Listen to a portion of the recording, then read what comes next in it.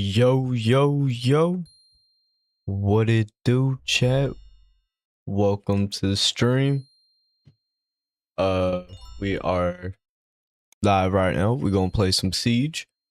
But first I'm gonna eat because I have not ate this morning. And I'm feeling hungry. So why not we react to the hacker who tried to free the internet while I eat on a bowl of cereal real quick. So yeah.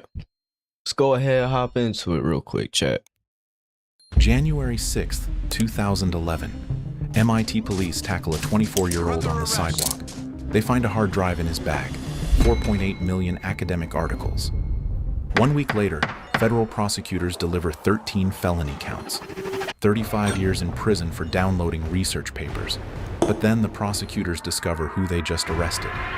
This kid co-created Reddit. He architected RSS, the backbone of every newsfeed on Earth. He's a millionaire at 19, a folk hero at 24. Months earlier, he rallied the entire internet, Wikipedia, Google, 115,000 sites, to kill Congress's censorship bill in the largest online protest in history. He won, and now the government wants revenge. His trial date is April 1st, 2013, but he never makes it. 11 weeks before trial, he's found dead in his Brooklyn apartment. The internet erupts. His father blames the government. But the law that killed him? Still on the books today, still destroying lives. Who was this programmer willing to die for free knowledge? And why did downloading research papers become a death sentence? Aaron Swartz uploads his first major code at 14. The year is 2000. The project is RSS 1.0, Really Simple Syndication, the backbone that delivers news feeds to millions of browsers. Most teenagers are learning algebra. Aaron is architecting how information flows across the web. By 19, he's a millionaire. His startup, Infogami, merges into a social news site called Reddit. He should be celebrating in Silicon Valley, cashing checks, building empires. Instead, he quits. Office politics at Condé Nast, Reddit's new parent company, suffocate him. The corporate grind clashes with the mission burning in his chest. Democratize knowledge, open government data, challenge gatekeepers who hoard information for profit. He pivots to activism, bouncing between projects that scratch that itch. In 2008, at 21, he walks into a public library in Illinois, pulls up a website called Pacer, Public Access to Court Electronic Records. The federal court system charges 8 cents per page to view public domain documents. Case files, rulings, motions, all taxpayer funded, all behind a paywall. 8 cents adds up. The service generates $120 million annually from citizens accessing their own legal system. Aaron writes a script. He exploits a free trial program at 17 participating libraries, downloading 19 million pages of court documents in 6 weeks.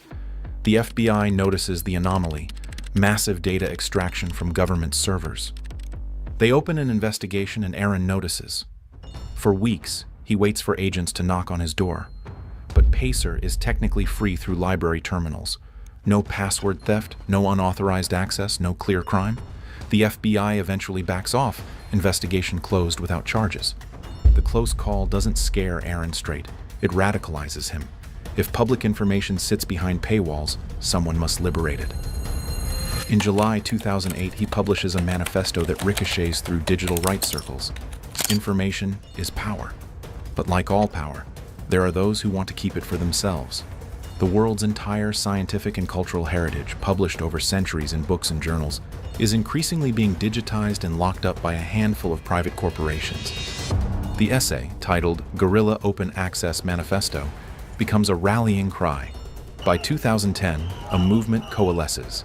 Academics, librarians, activists demanding universal access to research funded by taxpayer dollars. Aaron becomes their unlikely champion, the coder with revolutionary fire. But manifestos without action are just words. Somewhere in Boston, Aaron eyes a new target, JSTOR, a non-profit archive holding 4.8 million scholarly articles behind institutional paywalls. If you've hit a $30 per article wall researching online, you've met JSTOR. Universities pay six-figure subscriptions. Individual access costs hundreds annually. The public pays researchers' salaries through grants, then pays again to read their work. Aaron sees a ransom on knowledge. He's about to stage a rescue that will land him in federal court. But first, he needs a network, a login, and a closet where no one checks. MIT's campus offers all three. And in September 2010, Aaron Swartz joins their network, launching the download that will define and end his life. What weakness in MIT's security will he exploit? All right, chat. I'm gonna let this part play out. After I say what I'm gonna say, and then I'm gonna do what I'm gonna do after I say. But I'm gonna go smoke, and I'm gonna put it on smoke break, and I will be back literally in like 15 minutes. And we will play Siege whenever I get back from smoking, since I did eat. So yeah, I will be right back. To access millions of articles undetected? And what surveillance mistake will he make that turns a data liberation into a federal case?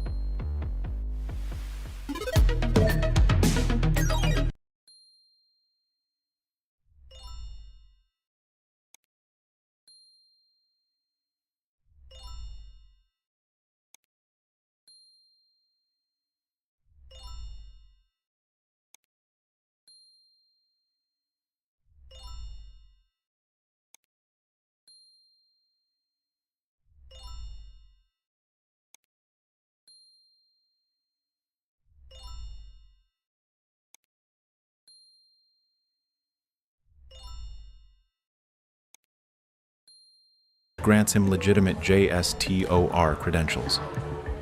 Harvard's license allows unlimited downloads for research. Fellows rate and case.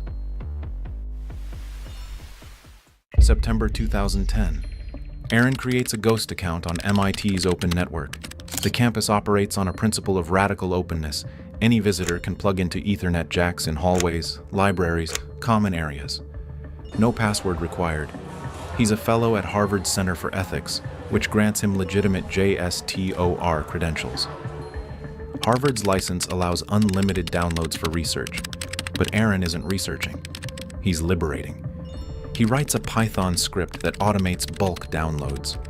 His laptop hits JSTOR's servers with hundreds of requests per minute, vacuuming PDFs at industrial speed. JSTOR's Network Operations Center watches their bandwidth spike. This isn't a student researching a thesis. This is a data extraction on scale. They respond by blocking Aaron's IP address. He switches to a different MIT address and resumes. JSTOR blocks that one too. Then he switches again. This escalates into digital warfare, Aaron's script versus JSTOR's blacklist. JSTOR makes a drastic move. They block MIT's entire IP range, cutting off legitimate users campus-wide. MIT students suddenly can't access journals for coursework. The university's IT security team scrambles to understand who's causing this chaos. By late October, JSTOR contacts MIT directly. Someone on your network is attacking our servers. Find them. MIT tightens monitoring but can't pinpoint the source. Aaron keeps hopping IPS, randomizing download patterns. So he escalates. Physical proximity might bypass their filters. On a November afternoon, Aaron walks into Building 16 carrying a messenger bag. The building houses the Computer Science and Artificial Intelligence Laboratory. He locates an unlocked wiring closet on the second floor. Inside, blinking switches, cable racks, the nervous system of MIT's network. He pulls out an Acer netbook and a portable external drive, hides them behind server equipment, plugs directly into a network switch. The laptop runs headless, no monitor, no keyboard, just code executing in darkness. It spoofs legitimate MIT credentials, evades JSTOR's IP blocks through constant rotation, stores articles on the external drive at hyperspeed. Aaron exits the closet, closes the door, walks off campus. And here, the laptop begins its harvest. Within 2 weeks, it downloads over 2 million articles. By Christmas, that number doubles. 4.8 million scholarly papers, physics, biology, history, literature, mathematics, the accumulated knowledge of 300 years, all funneled through 70 square feet of basement closet, one laptop and one script. That's the power of hacking. The ability to see beyond what's intended, to find the cracks in walls that others built. And right now, there's never been more demand for these skills. That's why we're launching Black Files Academy, where you'll learn the exact techniques that ethical hackers use to secure systems, find vulnerabilities, and yes, get hired. Companies desperately need people who think like hackers to protect them from actual threats. Whether you're starting from zero or leveling up your skills, we'll teach you how to turn curiosity into a career. Check the link below to join the waitlist and get a pre-launch gift and a launch-exclusive discount. But JSTOR's engineers are tracking every download. They trace the flood to MIT's internal network, pinpoint the building, narrow it to a floor.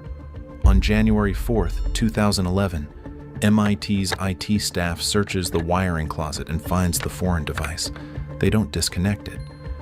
Instead, MIT police install a motion-activated camera aimed at the closet entrance. They want the downloader's face. On January 6th, at 8:42 a.m., the camera records a figure in a white helmet entering, swapping hard drives. 73 seconds of footage. Aaron has no idea he's starring in surveillance video.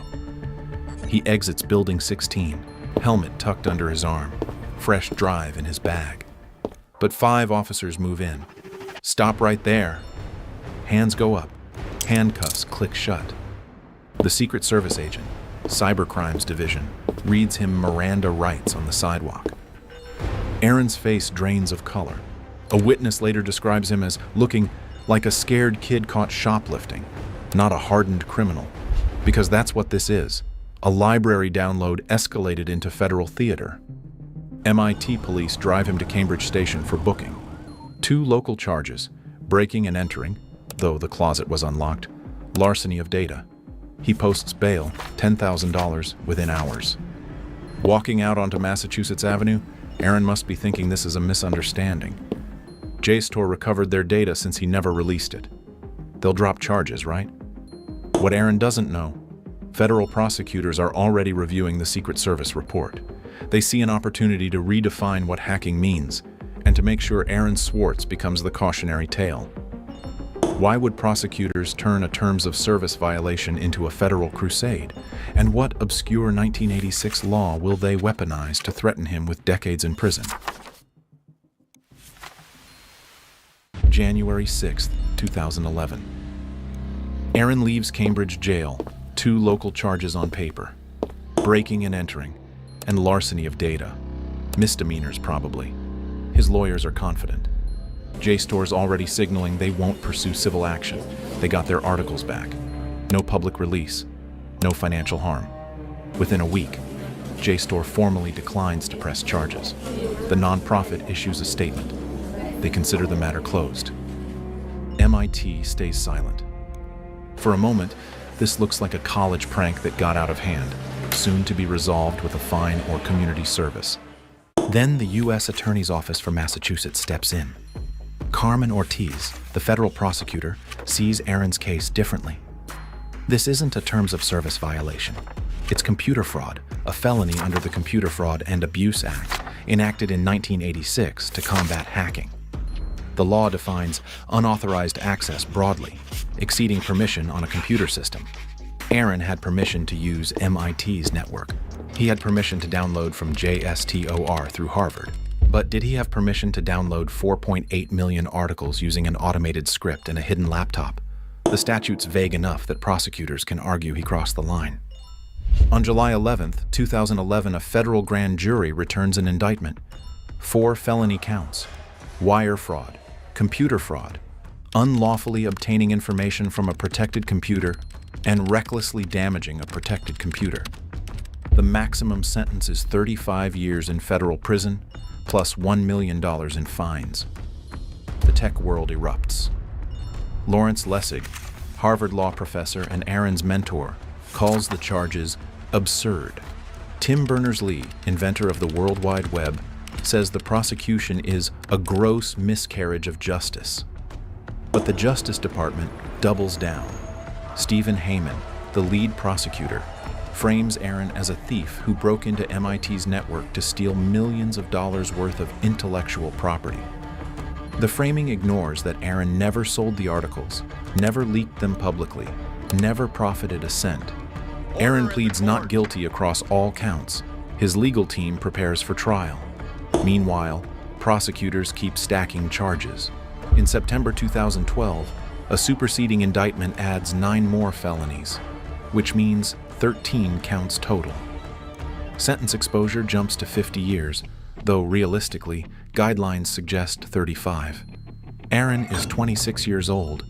He could serve more time than he's been alive for downloading articles written by academics who often support open access themselves. The government offers a deal: plead guilty to 1 felony, serve 6 months in federal prison, and have a felony record for life. 6 months for your freedom. To most people, it's obvious. Take the deal and move on. But Aaron sees it differently. Pleading guilty brands him a criminal, validates the prosecution's narrative, sets precedent for future cases under the CFAA. If downloading academic articles is a felony, what's next? Violating a website's terms of service? Sharing your Netflix password? The law is too broad, too vague, too easily weaponized. Someone has to fight it, so Aaron refuses the deal.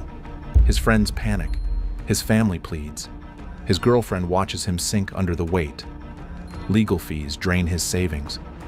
The trial date, April 2013, looms like a guillotine. But even as his personal crisis deepens, Aaron spots a different battle, one that threatens everyone who uses the internet. If the government wants to make an example of him, he'll make an example of them by leading a movement that brings Congress to its knees. Can a programmer under federal indictment rally the entire internet to kill a bill backed by Hollywood's billions? And will this victory make prosecutors more determined to destroy him? October 2011. While Aaron's legal team files motions in Massachusetts, Congress introduces 2 bills: the Stop Online Piracy Act, SOPA, in the House, the Protect IP Act, PIPA, in the Senate. Ostensibly, they target foreign websites trafficking in pirated movies, music, software. The entertainment industry, Hollywood studios, record labels pours $94 million into lobbying for passage. Disney, NBC Universal, Warner Bros., the Motion Picture Association of America line up behind legislation they say will protect American jobs and intellectual property. But the bill's language is catastrophic. SOPA grants the Justice Department power to order internet service providers to block entire domains suspected of hosting copyrighted content. Suspected, not proven. Payment processors and advertisers could be forced to cut off any site the government deems problematic. If a user uploaded a copyrighted image to your website, the entire site could vanish from the web. Wikipedia, YouTube, Reddit, Twitter, all vulnerable to takedown based on user-generated content they don't directly control. It's censorship infrastructure disguised as anti-piracy. Most Americans have never heard of SOPA. Tech journalists sound alarms, but mainstream media ignores them. In Congress, the bill has bipartisan support. Lawmakers who can barely describe how a browser works are ready to vote yes. The lobbyists have done their job. The vote is scheduled for January 2012. Aaron sees the nightmare unfolding. Despite facing 13 felonies, he dives into the fight. He co-founds Demand Progress, a digital rights nonprofit, to organize opposition. He reaches out to tech companies, civil liberties groups, and anyone who will listen. This bill will break the internet, he tells them. Not metaphorically, but technically. DNS blocking, the mechanism SOPA uses, will fracture how the web routes traffic, and the precedent for government censorship will metastasize. Aaron proposes a radical idea, a coordinated internet blackout, going dark for one day. Show Congress what censorship looks like. Reddit's leadership agrees immediately. Aaron helped create the site, after all. Wikipedia debates intensely, then signs on. Google, Tumblr, and even WordPress join. By January 17, 2012, over 115,000 websites commit to the protest. The next day, January 18th, the internet goes black. Wikipedia replaces its articles with a message: Imagine a world without free knowledge. Google plasters a black censorship bar over its logo. Reddit shuts down entirely, redirecting users to a call-to-action page. The sites provide Congress's phone numbers. Millions of calls flood Capitol Hill, so many that phone systems crash. If you appreciate this kind of storytelling about digital rights and internet freedom, hit that like button and subscribe. More stories about the people who shape the web are coming, and you won't want to miss them. Within 24 hours, 18 senators withdraw their support for PIPA. 30 Congress members flip on SOPA. House Majority Leader Eric Cantor announces the bill is postponed indefinitely. Senate Majority Leader Harry Reid shelves PIPA. It's a stunning victory. Grassroots internet users defeating Hollywood's lobbyist army and congressional momentum. On January 20th, Aaron speaks at a rally in New York, voice shaking with emotion. We won this fight because everyone made themselves the hero of their own story. Everyone took it as their job to save this freedom. The crowd roars. For one shining moment, Aaron Swartz is vindicated. The hacker activist under indictment just helped organize the largest online protest in history. But victories don't erase felony charges. Carmen Ortiz's office doesn't drop the case. Stephen Heyman doesn't soften his stance. If anything, Aaron's increased visibility makes them more determined. He's now a folk hero in tech circles, a symbol of resistance. That makes him a bigger target. By late 2012, SOPA is dead, but Aaron's trial is alive and scheduled. The plea deal remains on the table, 6 months in prison and a felony conviction. But he still refuses. His lawyers file motions to access evidence, suppress certain testimony, challenge the CFAA's constitutionality. Prosecutors file counters. The legal machinery grinds forward, indifferent to Aaron's mental state, his bank account, his will to fight. The trial date is set, April 1st, 2013, 12 weeks away. Will his legal team find a defense that cracks the CFAA's broad language, or will Aaron crumble under the pressure before he ever sees a courtroom?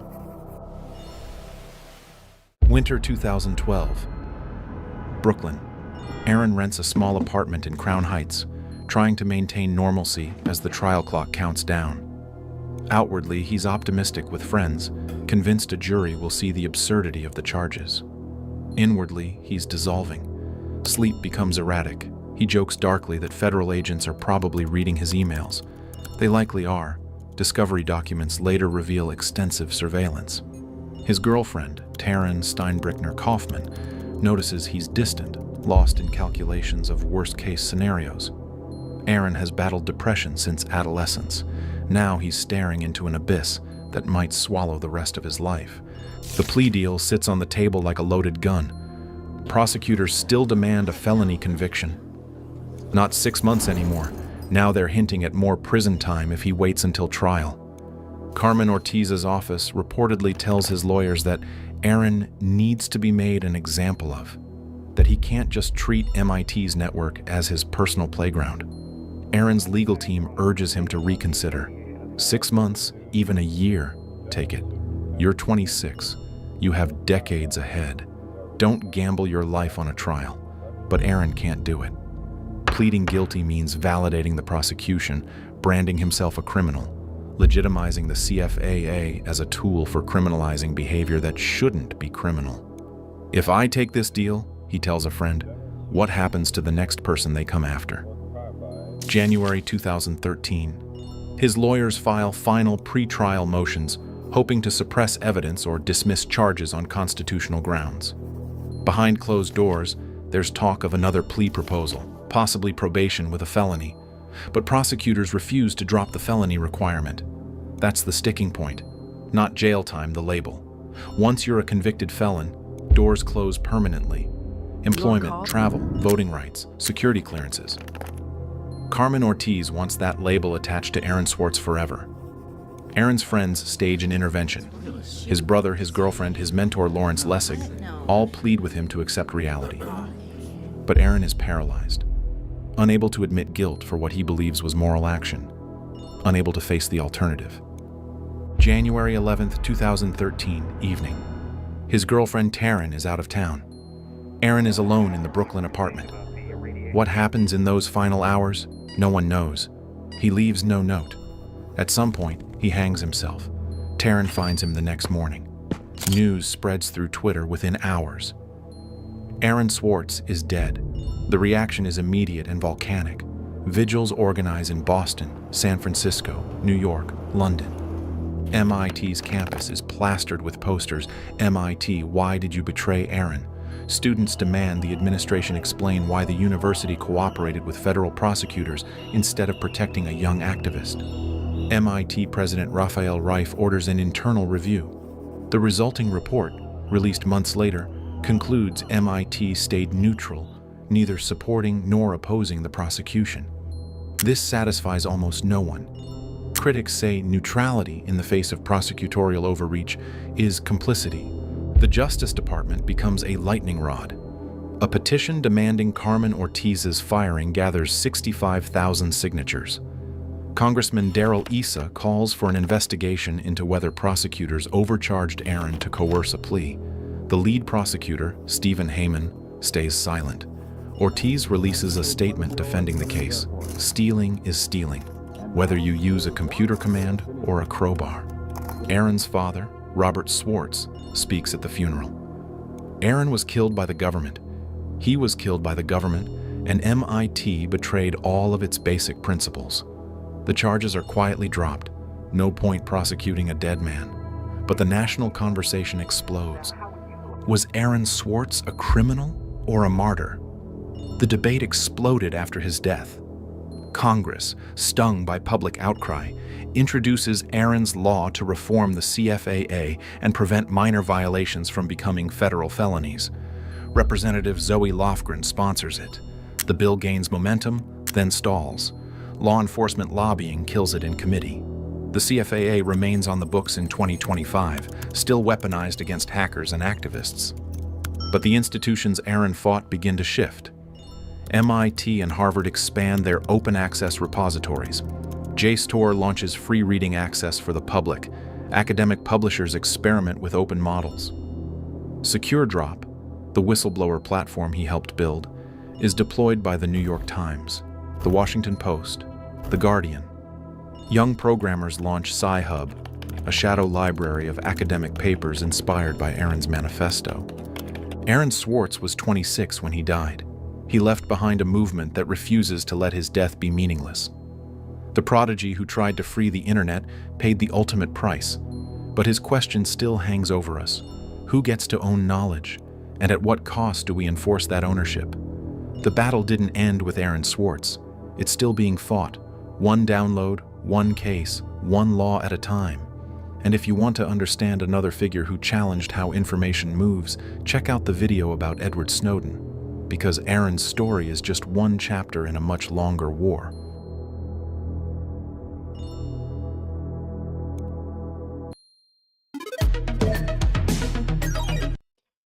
All right, chat.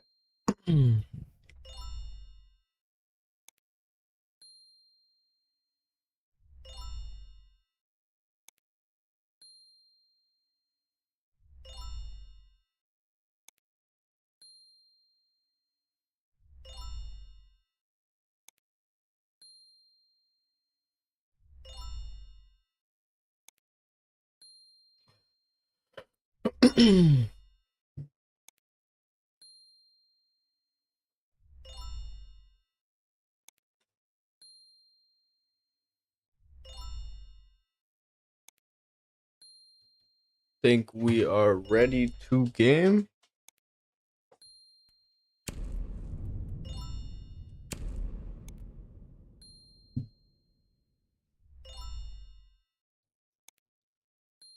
Hopefully we can make it out of fucking Copper 3 or Copper 2. Not fuck. Bronze 2 or Bronze 1. One of the two. I'm just hoping we just rank up and just get out of fucking bronze in general, cause fuck this. Fuck this shit, man. This shit is annoying, chat. I'm telling you.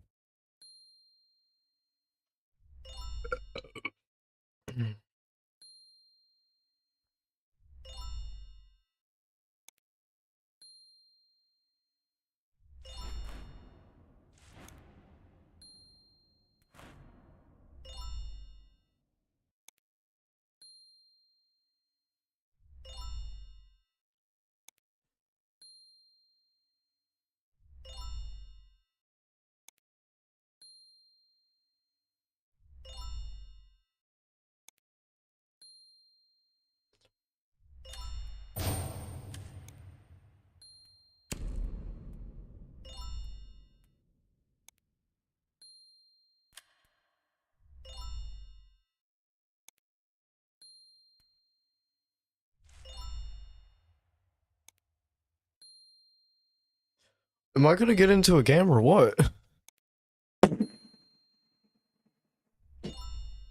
Fuck is this taking so long for?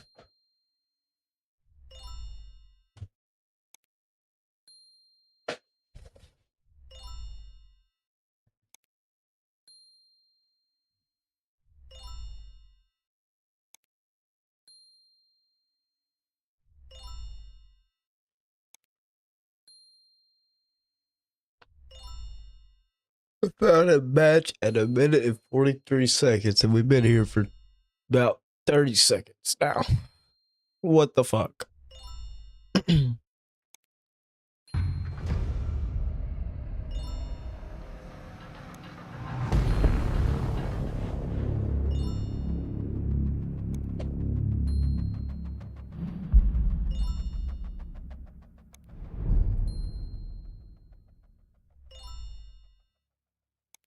Man, I really need to get a new fucking chair, bro. Like, chat, I really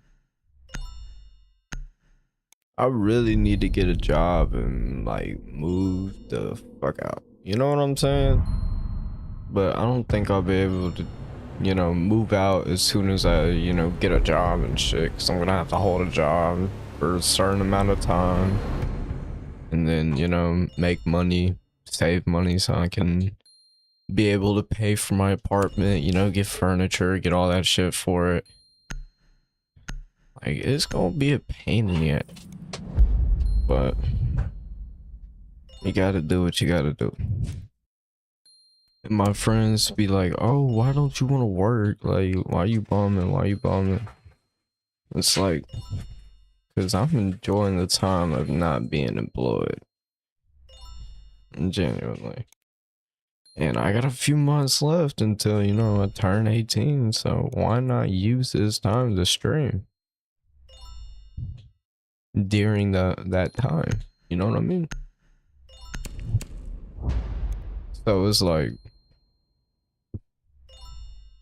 I'm going to stream this entire time. I mean, I should get a job and shit, but I'll think about it. I will think about it until, you know, until when I'm like ready. Until I think, oh, if I really need, you know, because I'm probably, you know what, they are kind of right in some sort of way.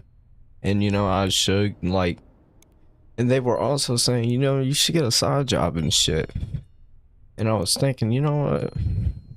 I was like, fuck it, why not? So I'm probably gonna do that. Secure the area. Keep the bombs protected.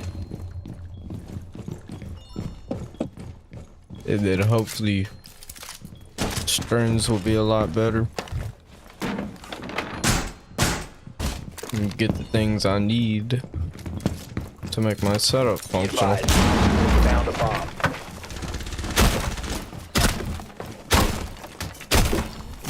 Okay, I don't know what the fuck this guy's doing, but Secured the wall! Enjoy the Seconds remaining. what the fuck? 5 seconds and counting. Whatever, we'll work with it. Op 4 is located a bomb. Get ready to engage. It's like, why the fuck are you gonna put the mirror on the other side of side? It just makes no sense.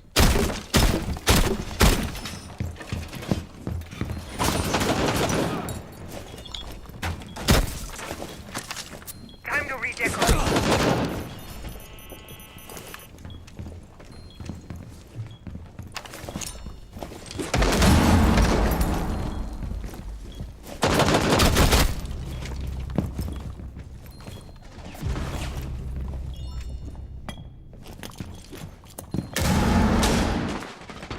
Oh, he shot me below.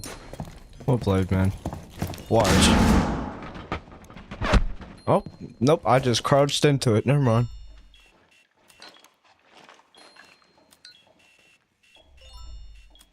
Oh, this is such an easy game. These kids are boo-boo. Only if I had a way to tell them there's literally 2 kids over here.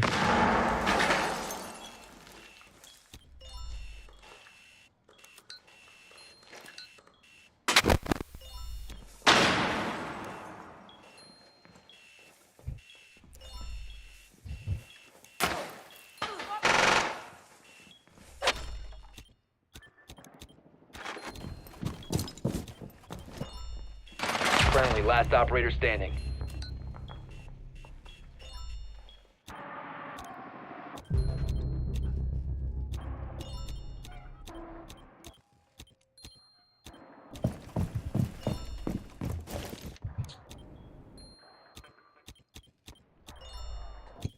I have nowhere to watch.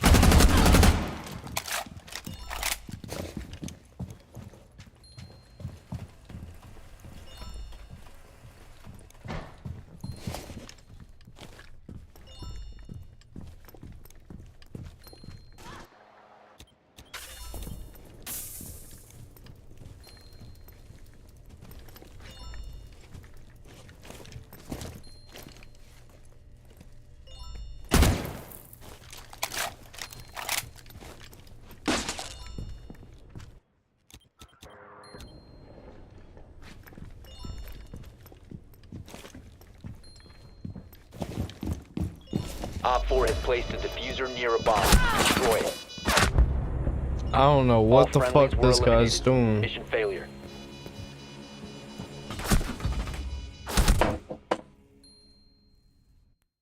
Well, what the fuck is going on, chat? What in the fuck? What is wrong with my teammates? Like, the mirror is kind of slow placing that shit in the sight. My teammates are kind of just, you know, I don't know, they're kind of a little bit on the spectrum, you know, kind of a little bit fucked up and shit, but it's whatever. Well,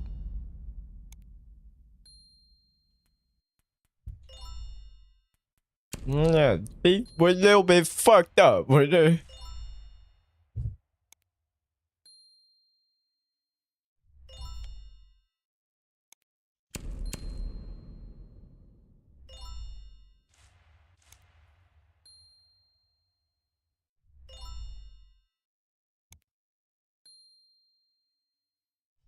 yeah, I don't know if y'all can tell, but I updated the overlay. I kind of did not like the clearness it gave, or the transparency on the, you know, the rank emblem, so I just put gray on the background. So I like it. I like it the way that it is. I think it's nice. So we're gonna keep it that way. And we gonna fucking lock in and win this game, and my fucking teammates better do the same goddamn thing. Telling you.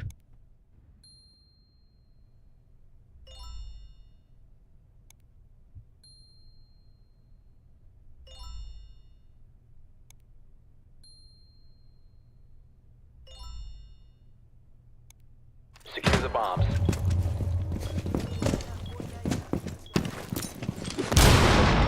I missed completely.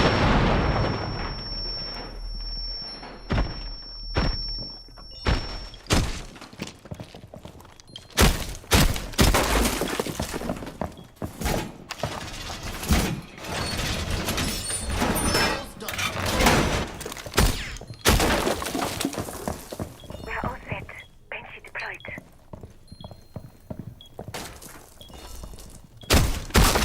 Ten seconds to insertion. 5 seconds. Op 4 has yet to locate a bomb. Op 4 found a bomb. You must defend it.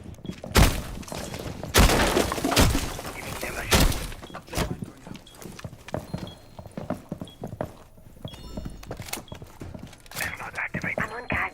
Banshee is ready.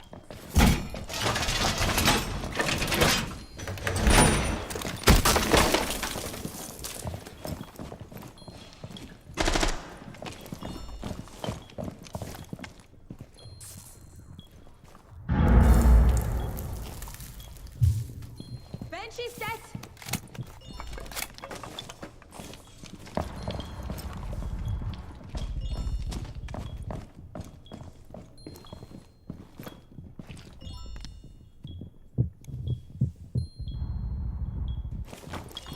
Lieutenant set. Banshee is ready. Bro, what the fuck are you doing? Bro, holy shit. I'm sitting there getting lit up and you're just fucking sitting there, you fucking retard.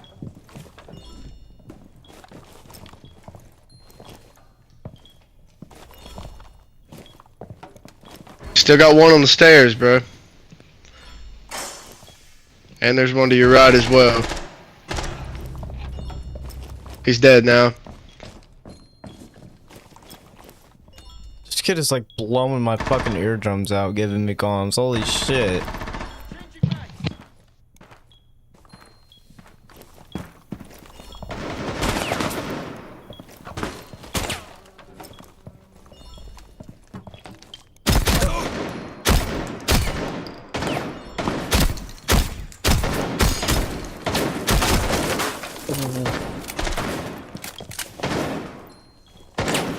Mine ready.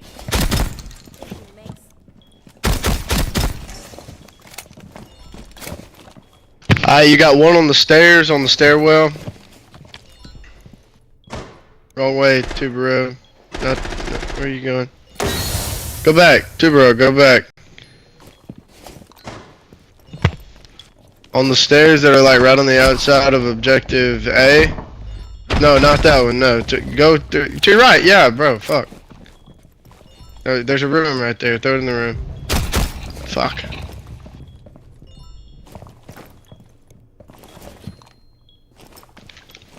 I knew that little shit was gonna go Solid Snake.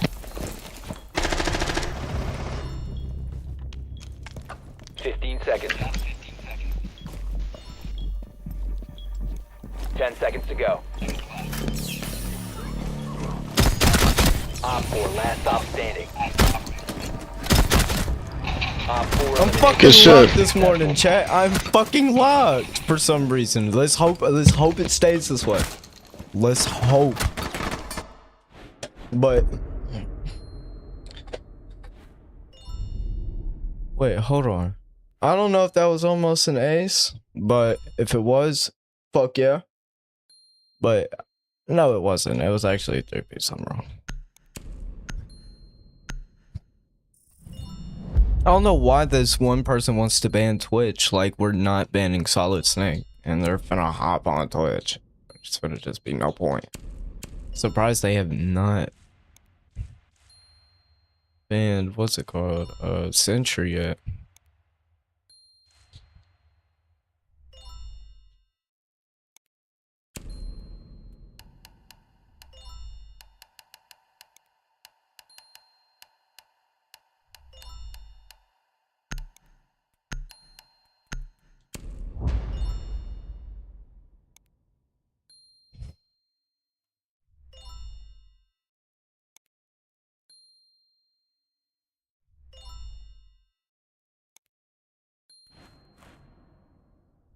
Bum bum bum bum bum bum bum bum bum bum. Never mind. I'm just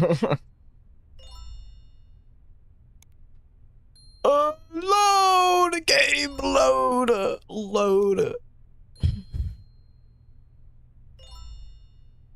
Secure the bombs.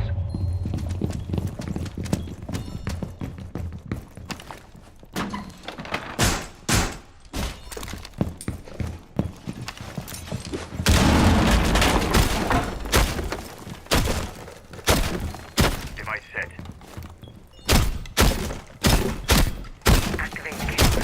Yeah, it kind of fucking sucks. I have to scoot back because I can't fucking stop my character from going backwards.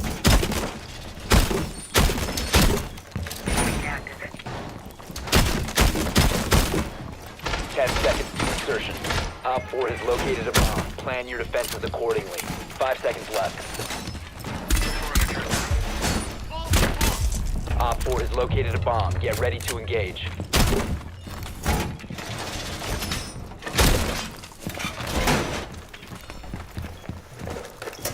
Straight mine going out.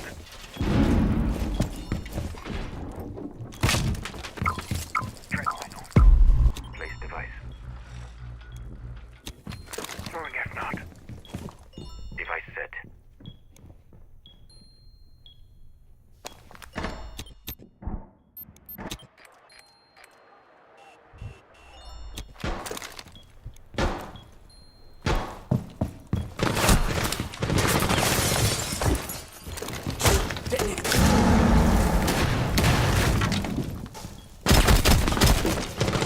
Oh my god, what the fuck? The QE's Why am I not getting any help? We're playing like some bitches. All are fucking garbage.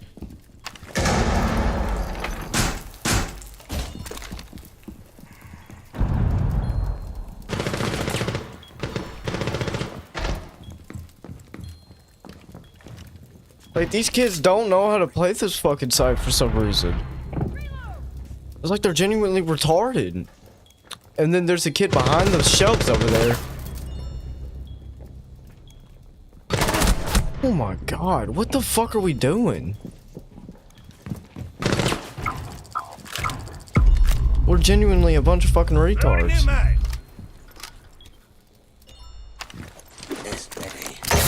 It's like, what the fuck is this?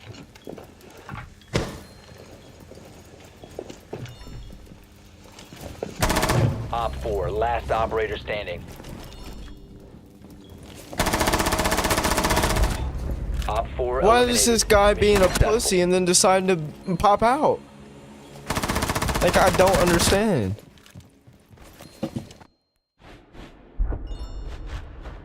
Oh my god, what in the fuck? Hold on, wait, how much RP are we? Okay. We could make it out of copper today, or bronze today, but we gotta put in some hours into that.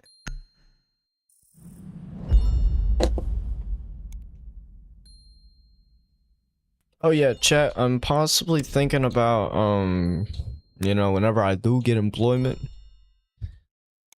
I will, I gotta upgrade my setup again, even though it's kind of already pimped out. It still kind of can't do with the things that I want to do. You know what I mean?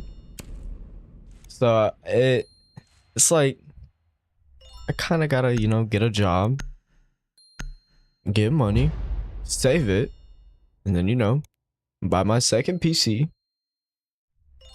Because I might buy just, you know, a shitty rig, but one that can, you know, it's shitty enough to where, you know, it can't game, but it can game partially, but like it has a low end graphics card, low end CPU, or not low end CPU, but like kind of an alright CPU to stream, alright GPU to stream, you know, just an alright system Use your drone to locate a to bomb. be able to stream off of.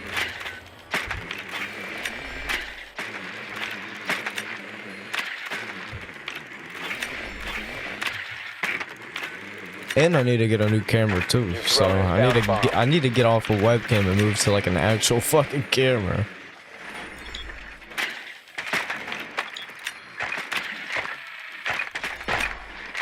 But a camera costs way too much fucking money, so. Insertion in 10 seconds. But we'll see how it goes Insertion in 5 seconds. in the near future with shit. Proceed to bomb's location and defuse it.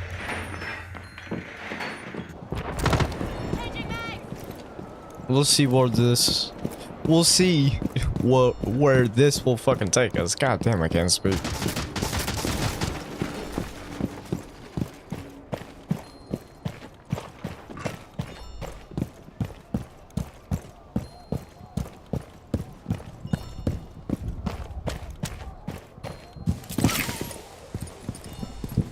All set to blow it up. Knock, knock.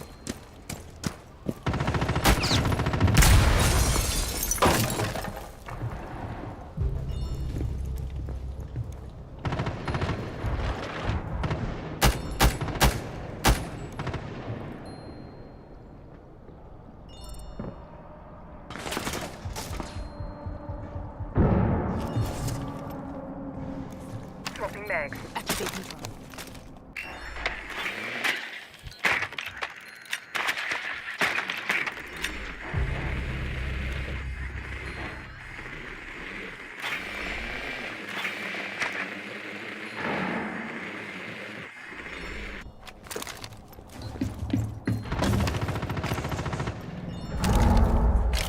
Oh, I did not want to do that.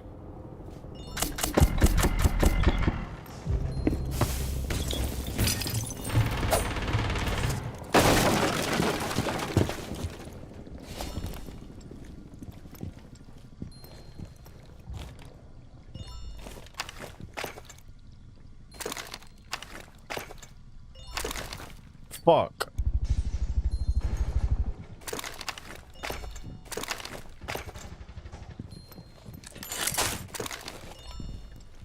Dude, this shit is pissing me off.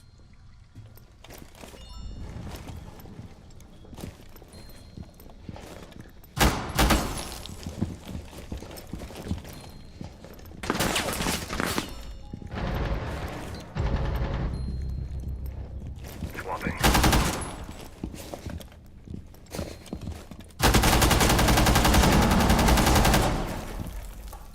You must recover the diffuser. Deploying Claymore.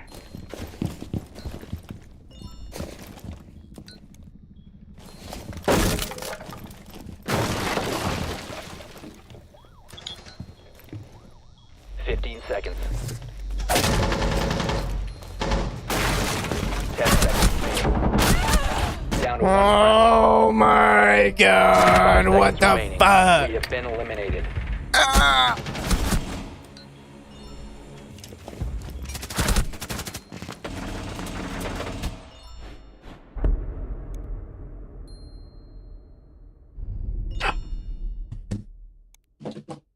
This shit finna make me crash, bro.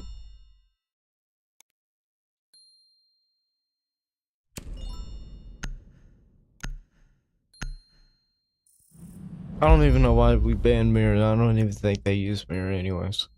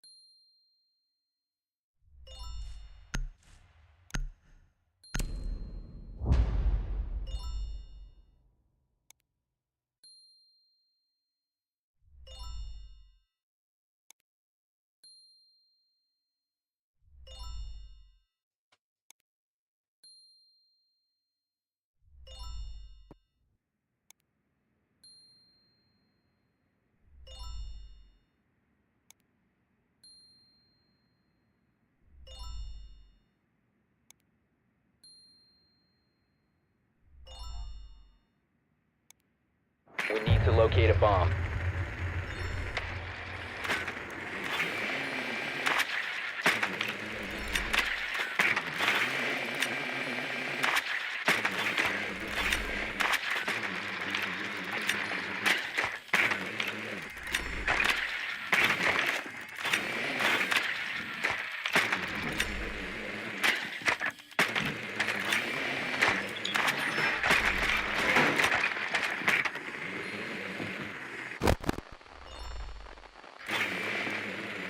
Seconds.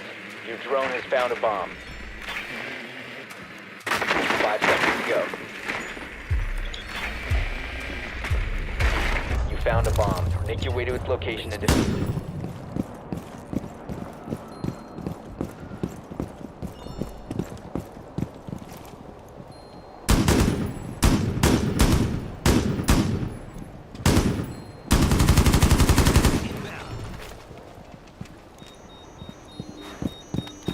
Immediate area hostile free.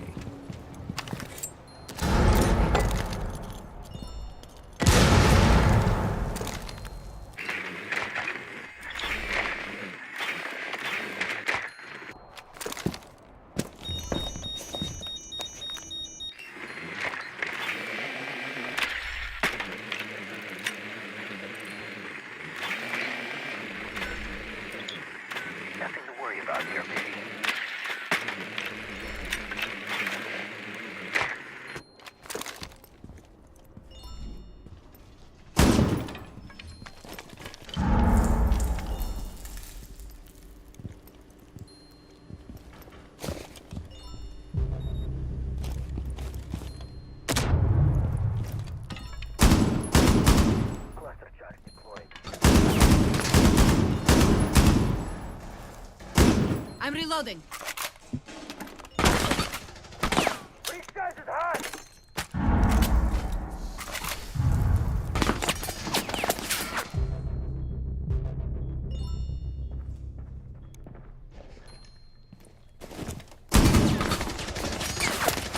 Frag grenade, hot.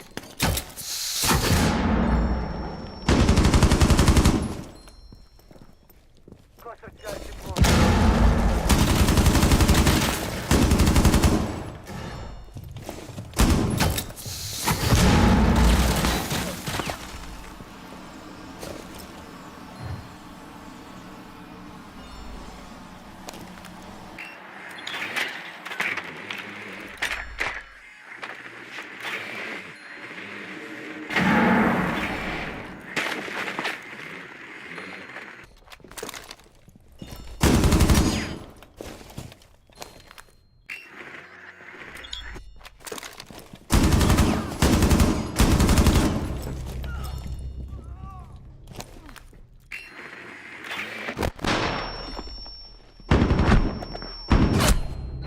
Oh my god, what am I doing?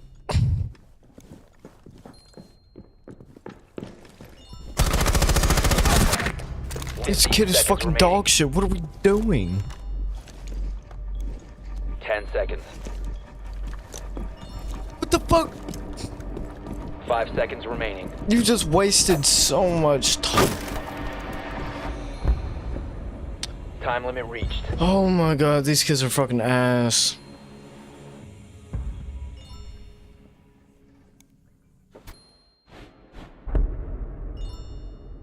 Genuinely, these kids are ass. And the other team is worse. What the fuck? Oh my god. What the fuck?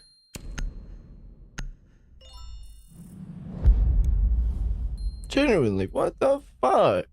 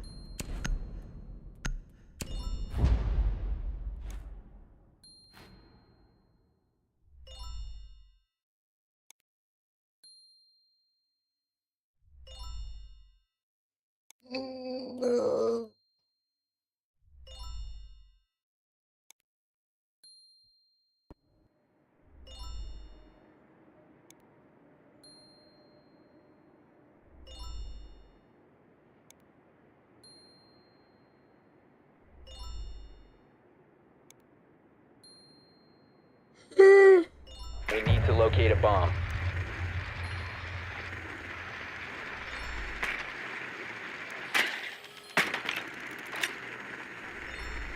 Your drone has found a bomb.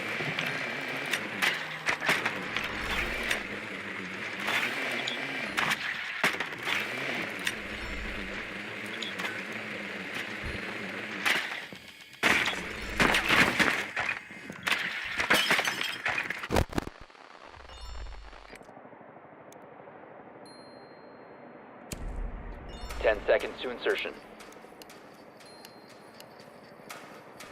5 seconds to go. You've located a bomb. Make your way to its location and defuse it.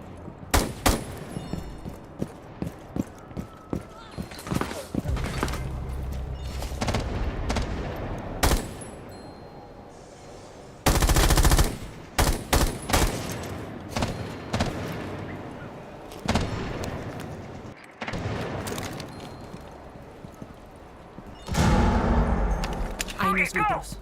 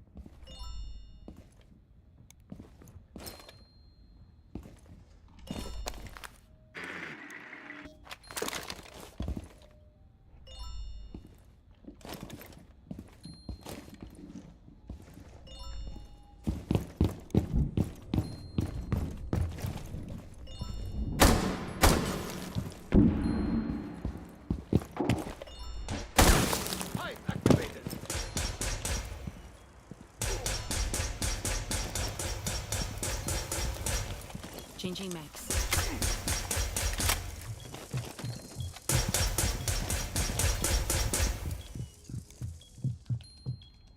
Diffuser is active. Protected at all costs.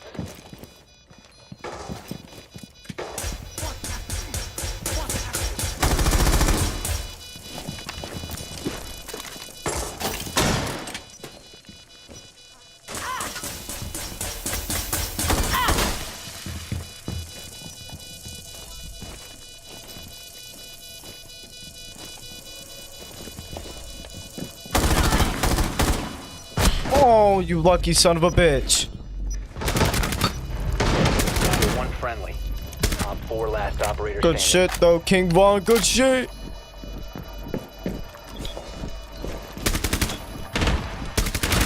Holy steady watching Op 4 you. neutralized. Mission They successful. steady watching you.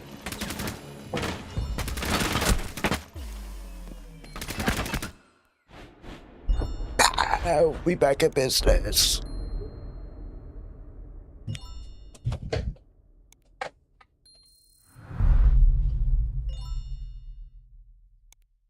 Oh, let's win the motherfucking game, bro.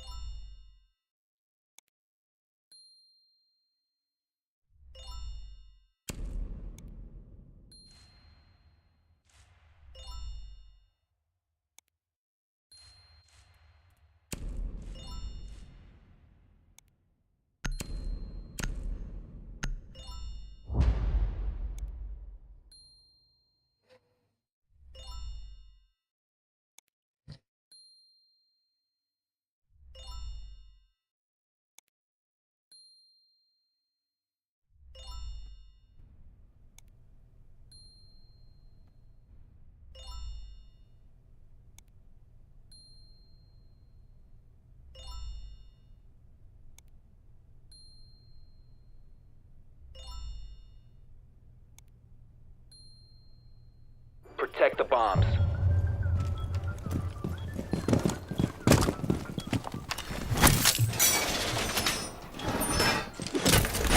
Wall Be fortified! advised, a bomb location has been compromised.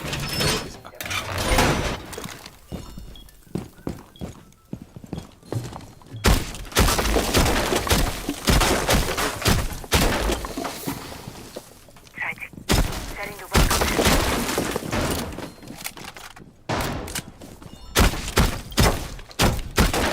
Loading the magazine. 10 seconds to insertion.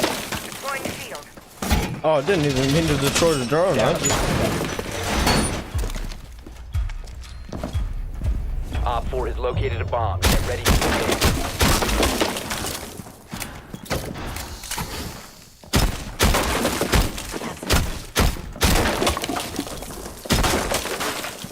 Reloading ammo.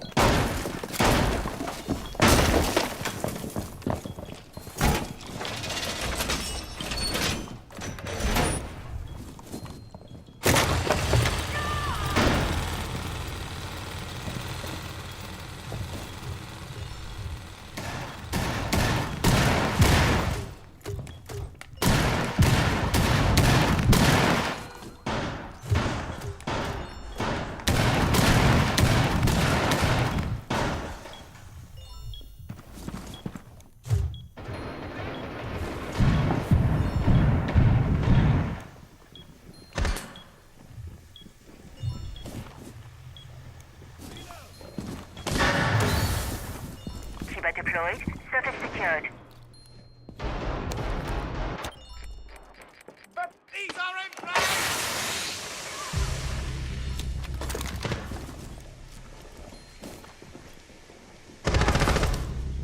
Op 4 has placed a diffuser near a bomb. Destroy it. Deploying welcome mat.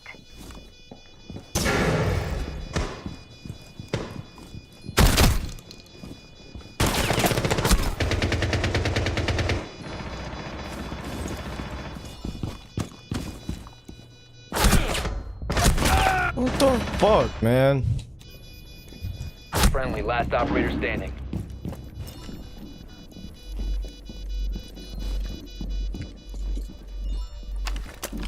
What the actual fuck? I guess we're not getting out of fucking bronze. We're probably just gonna go back into fucking copper. Holy shit. Op 4 successfully defused a bomb. Mission failed.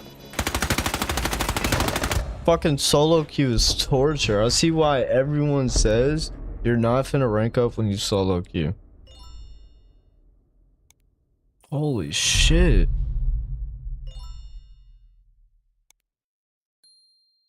Shit is fucking torture.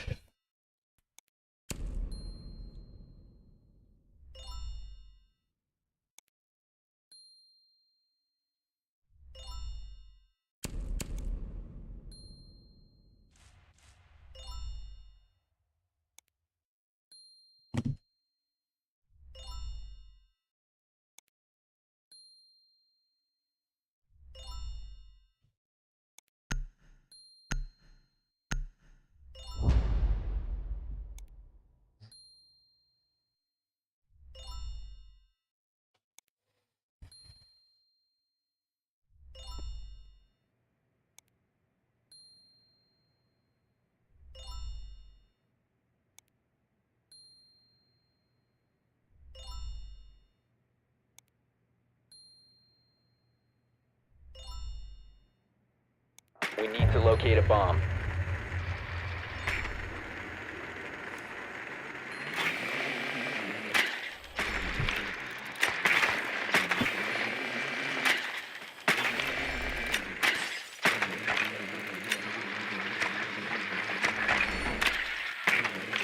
Your drone has found a bomb.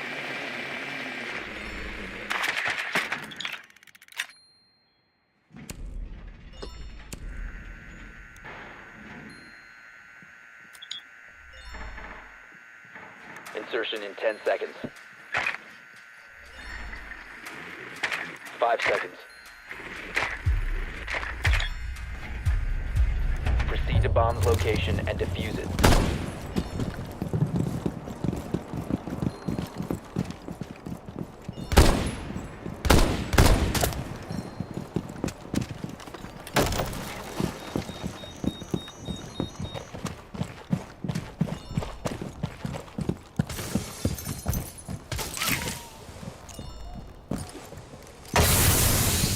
Damn.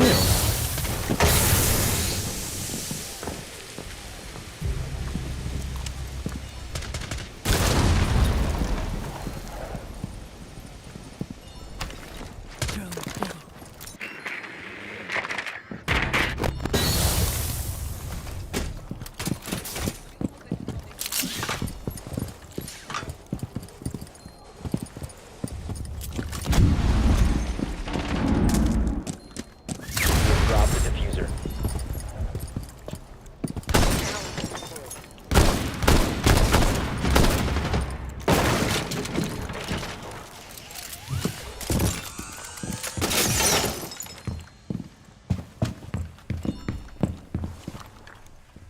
Infiltrating their camps. Nice feed.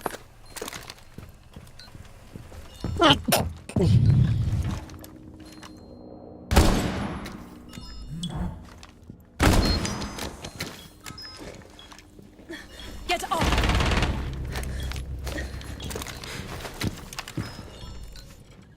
Launching code.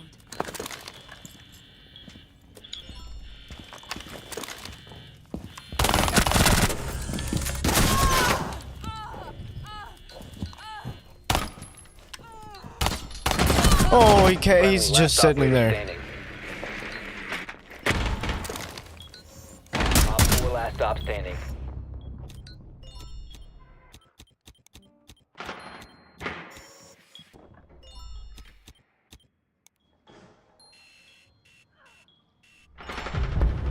We have been eliminated. Oh my god.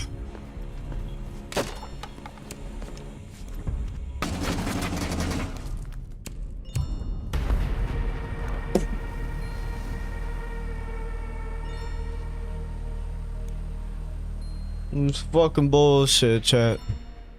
Some bullshit.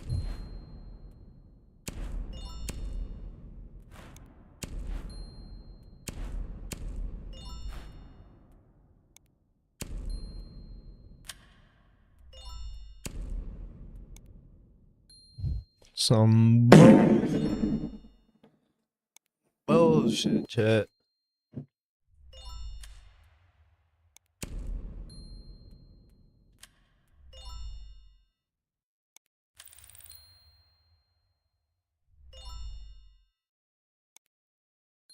But chat, we're getting close to completing the battle pass though on the Siege. We completed it on Fortnite. Now we finna complete that bitch on Siege.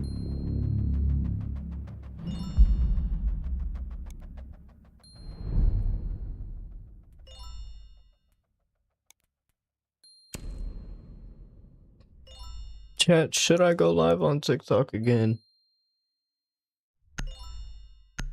Should I? Or should I not? Cause every time, or not every time I do, but sometimes I will get banned. But that's with most people. Kind of like, you know how laser beam, you know, you kind of can't swear and shit, kind of can't, I don't know. I don't know if it's kind of like with the laser beam situation back in like 2016 with YouTube and shit. But, TikTok, you really can't say certain shit for some reason, and it's kind of fucked up. I don't know why it's like that, but it is motherfucking like that.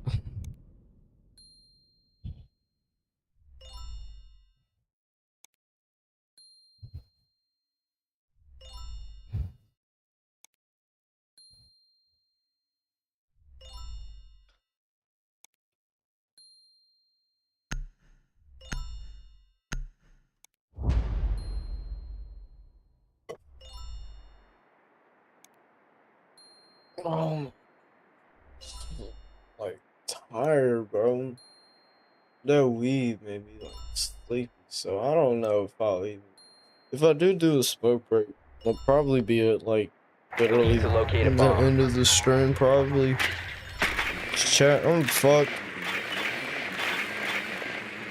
And we probably just gonna play Siege. Maybe I'll just play Siege until like this shit kind of wears off a little bit. Then go smoke a little bit more and play a little bit more Siege, and then in stream usually just do what we do on a day-to-day basis. Your drone has found a bomb. 10 seconds to go. 5 seconds. Proceed to bomb's location and defuse it.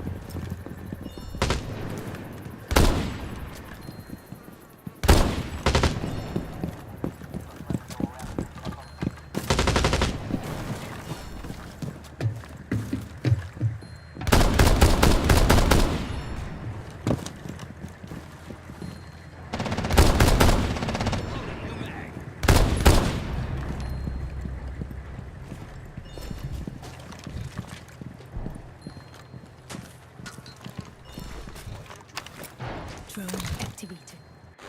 Oh damn, there's just a whole fucking mutant right there.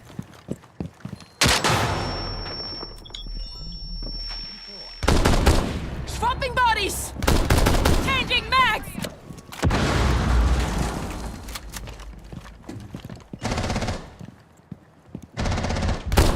Gemini's done!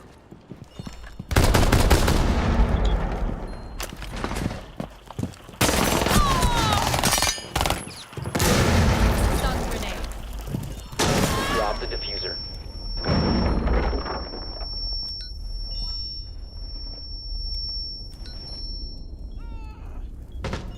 Oh, reloading! Cover me!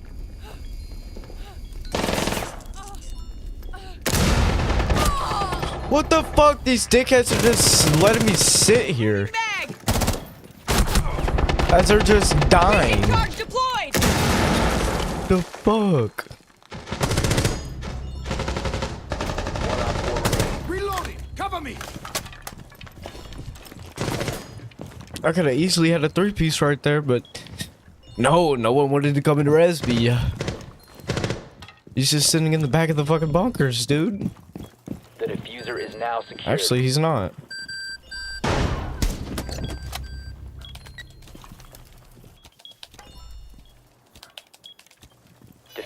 is active, protected at all costs.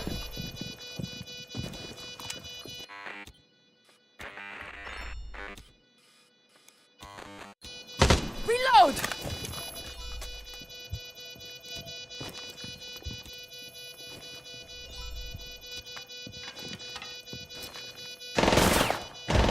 One friendly operator remaining. Op 4 neutralized. Mission successful. Actually, chat, I think I'm probably gonna run Dokkaebi. I'm gonna probably run Dokkaebi this game, so hopefully they don't ban him. And if they do, I'm gonna be pissed. I'm gonna genuinely be pissed. 2-0. Okay. Okay, so they did not ban Dokkaebi. Sweet. Did you pray today? Did you pray today?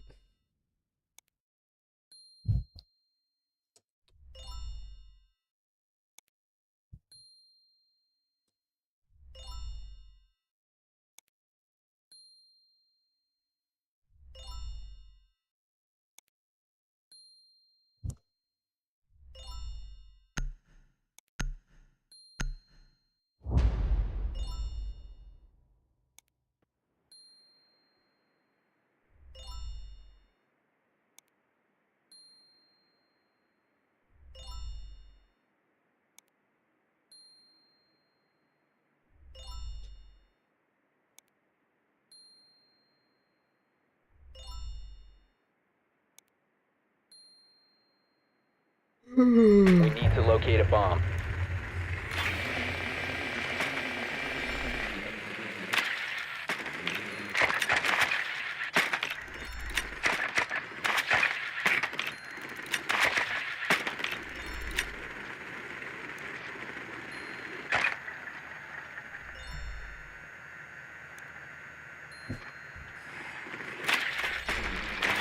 Your drone has found a bomb.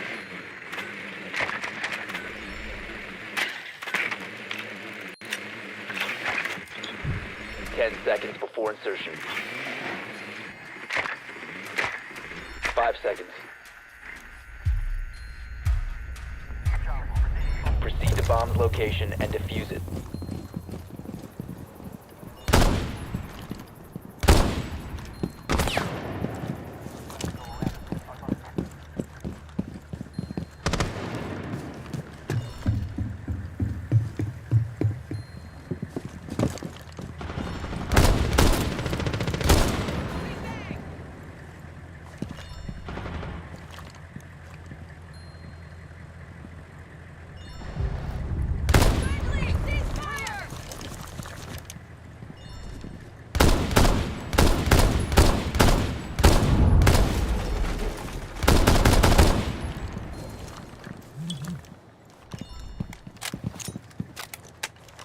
Throwing up smoke.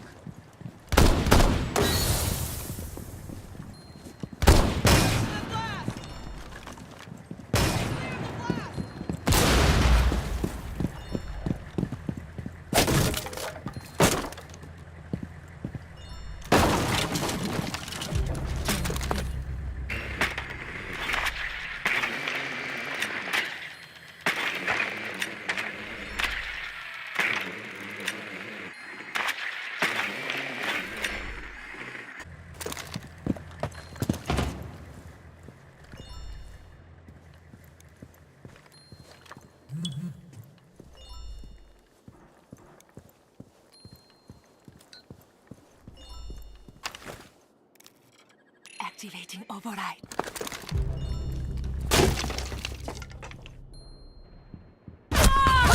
Oh my god, I can't even fucking see, dickhead.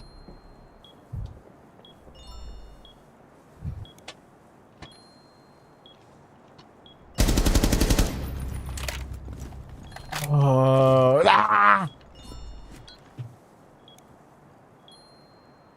Fuck. Friendly, last operator standing.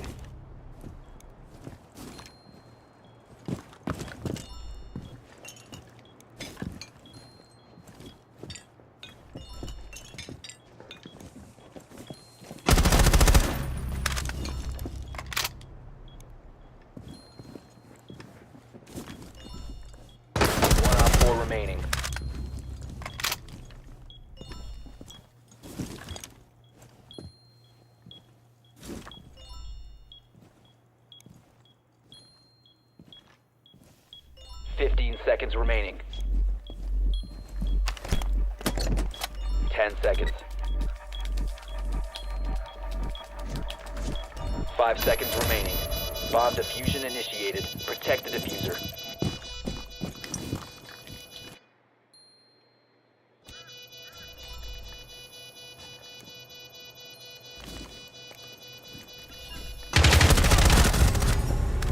Op 4 Surprisingly, we're eliminated. winning this Friendly shit. mission successful.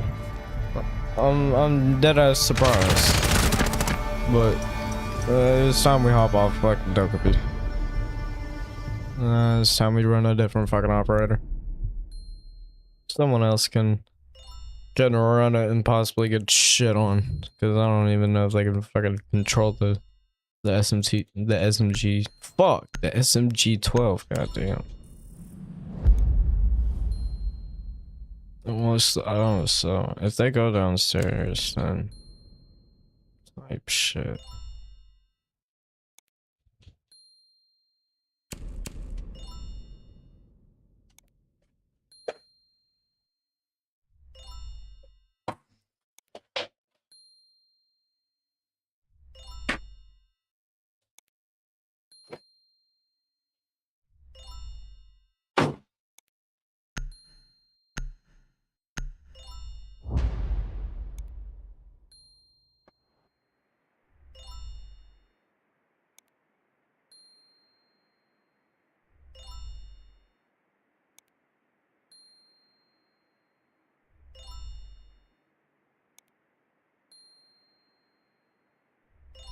We need to locate a bomb.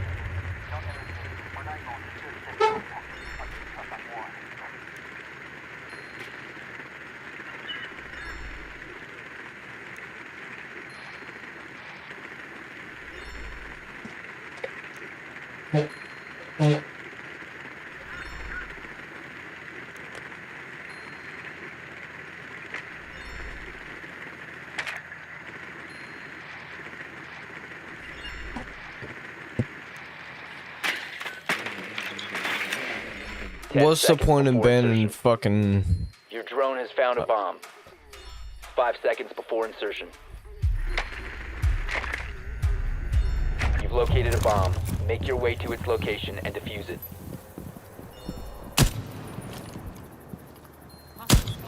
Second floor. Loading new mag.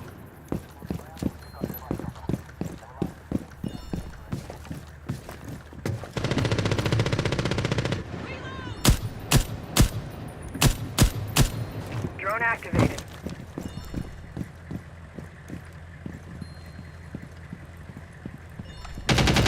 Clutch, clutch.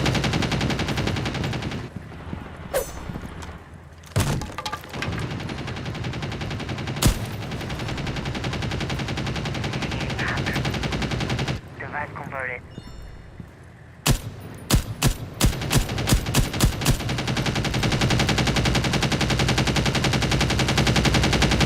Damn, why you just fucking unloading the whole mag?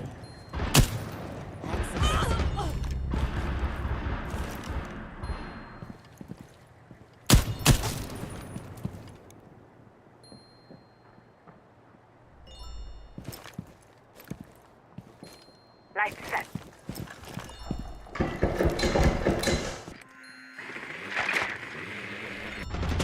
Lights on.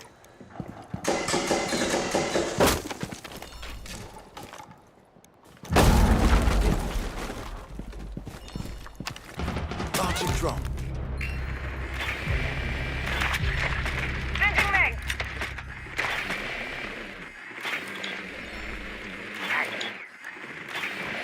Converter device.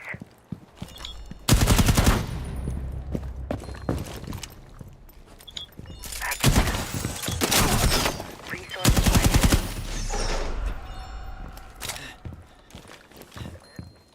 Initiating hack. Hack. One Op 4 remaining.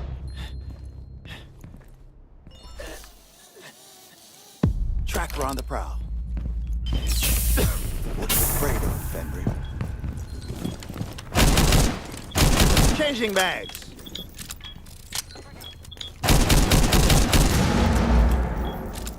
You must recover the diffuser. Friendly, last operator standing.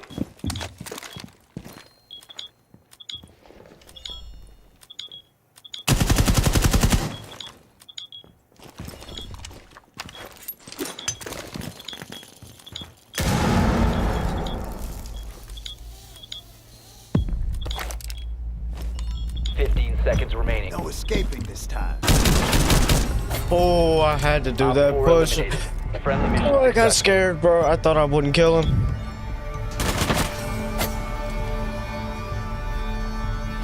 Nah, but we did it though.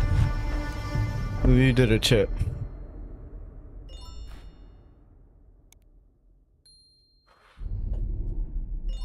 I mean, I seem locked, but it's just my teammates are fucking dog shit. And then I just get killed at the worst times, or I just do shit one round. And sometimes it's my fault too, but hey, sometimes these kids act like fucking brain dead fucking fem cells. They can't do shit. And I'm sorry. I'm sorry.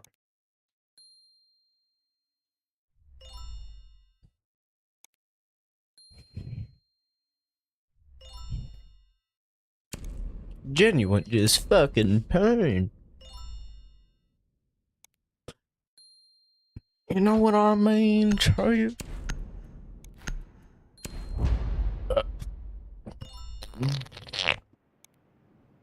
But yeah, let's go ahead and get this little 4-0 real quick.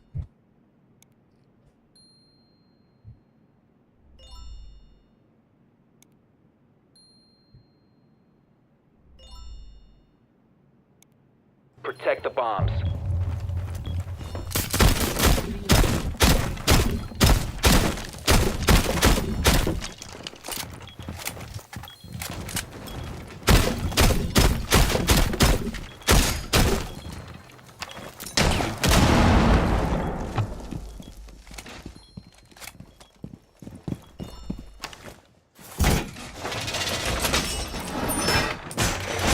One reinforced. Got us a new drone. 10 seconds to insertion. Fortifying the wall! Down to 5 seconds. Swapping mags. You must protect your bombs from being defused by Op 4. Reloading ammo.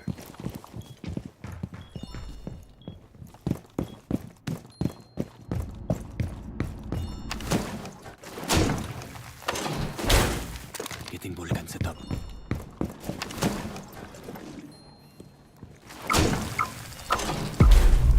Explosive ordnance is ready. Your location has been compromised.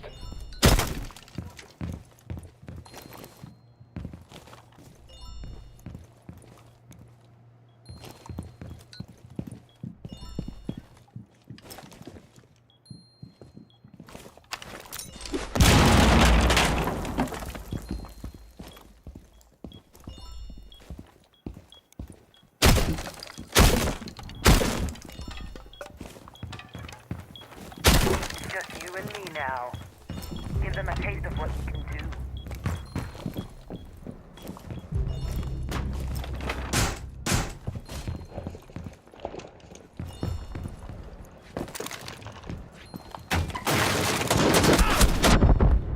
Op 4 eliminated. Mission successful.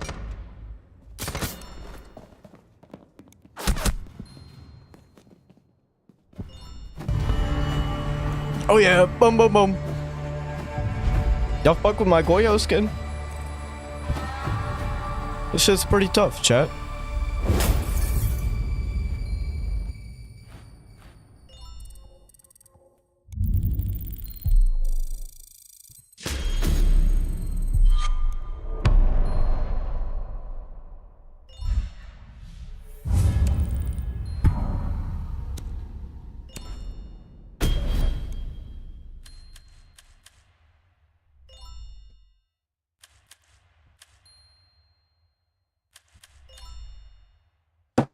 Chat, do you think we can make it to 500 packs at the end of the year?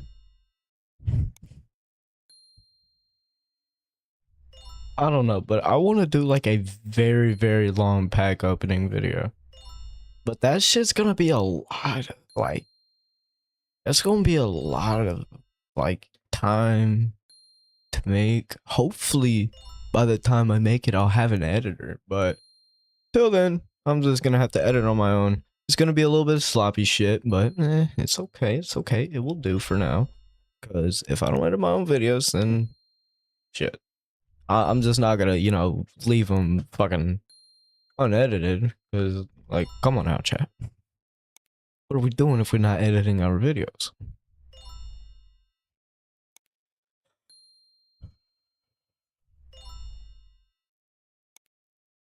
But yeah, let me know if eventually y'all want desktop stream, or not desktop, but IRL streams, you know, to where I can switch from fucking desktop to IRL or some shit like that. That would be pretty cool.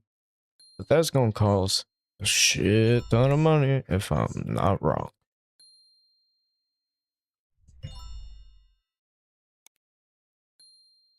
But let's pray.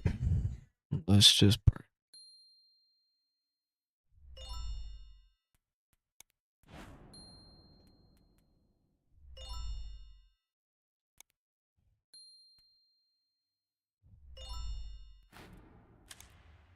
You check your badges.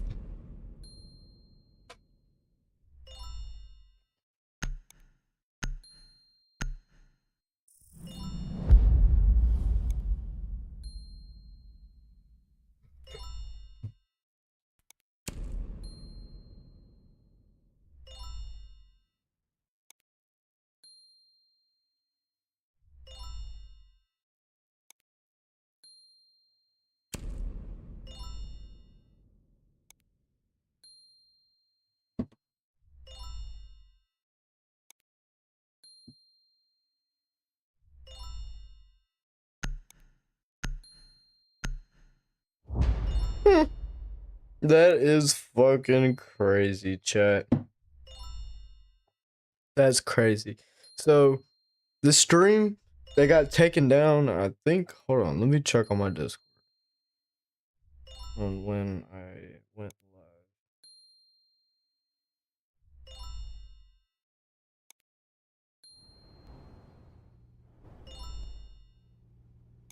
I went live on the 21st, the day after 420, right? And my live got taken down on YouTube because apparently I like violated some sort of guidelines without, you know, saying that my stream was promoting something. Protect the bomb. And they just appealed my fucking stream. Cover the shell. And I'm like, what the fuck? Throwing a razor blade.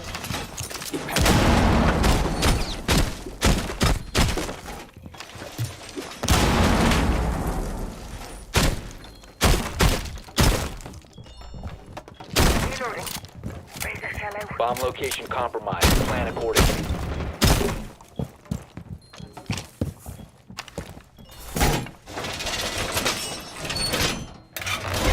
Wall 10 secured! seconds left. 5 seconds. Op 4 has located a bomb. Get ready to engage. Come on, recruit. Let's see what you can do. I'll try to live up to your legend. Loading new mag! Reinforcing wall! Shields up.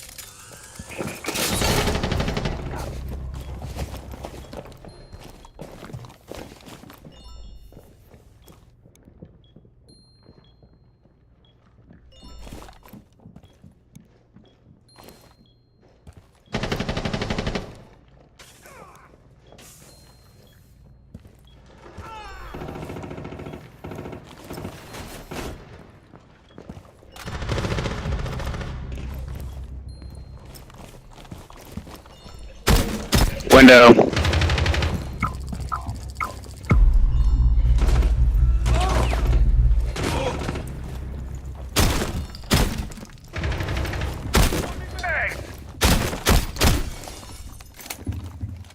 Friendly, last operator standing.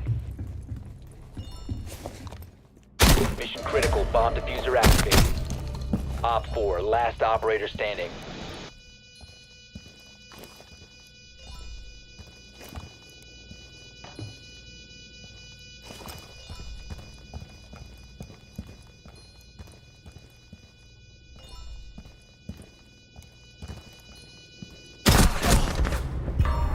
All friendlies were eliminated.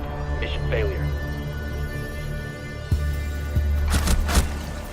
I should have been crouched or something, bro. He was aiming at head level. If I would have crouched, I would have won that.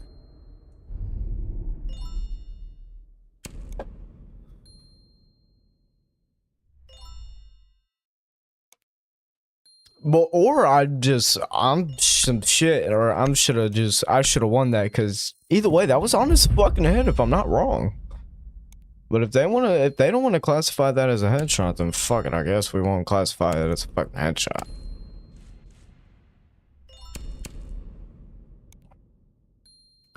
I can't control it, man. Can't control it. Okay, can't control that shit. Say wallahi, bro. Say wallahi. Say wallahi, bro. Say wallahi. Say wallahi, bro. Say wallahi. Say wallahi, bro. Say wallahi. You feel me? I'm gonna get rid of the, the censorship button that came with it. Because it came with it, and it came with a bunch of sound effects like this. Crickets, applause.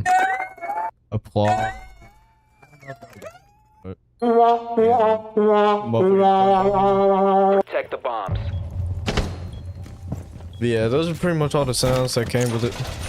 Or, preloaded onto the motherfucking interface.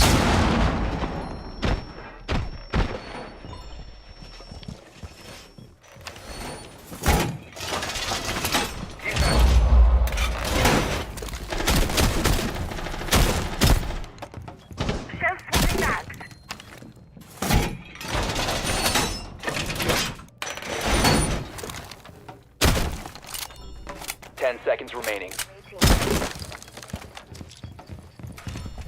5 seconds and counting. Bomb location secure.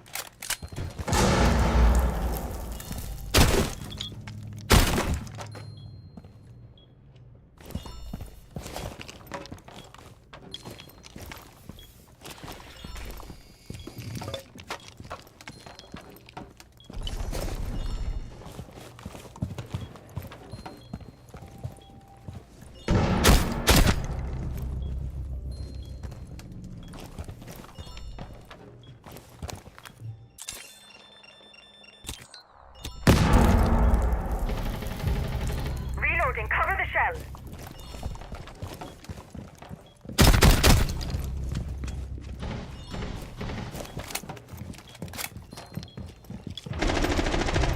Op 4, last operator standing. Swapping mix.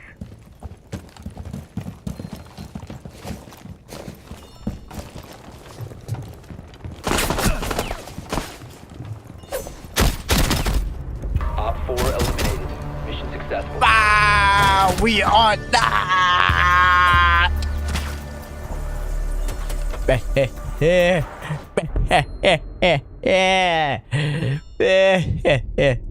We are locked it. 4-1, not bad, not bad. Not bad for the young lad. Did they even play Grim? Or am I tweaking?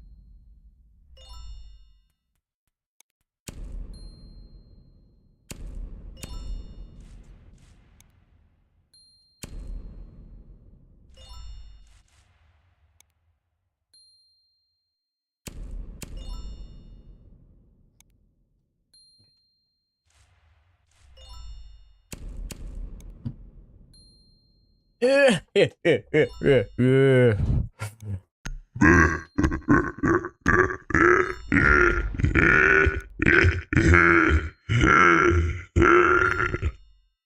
We are locked in, chat. We are.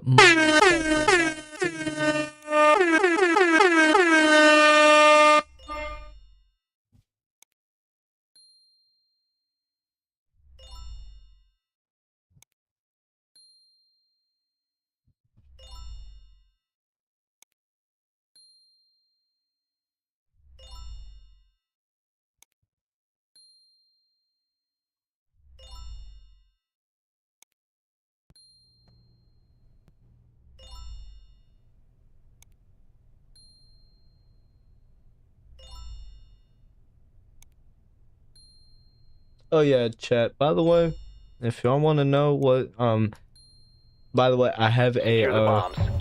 a Fortnite tracker. I'm gonna go ahead and show y'all that real quick. So, whenever we play Fortnite, this is what will be popping up. You know what I'm saying? So you pretty much have my my lifetime stats right here on Fortnite. Fire is up. Floor reinforcement complete. I wanted to show that real quick. 10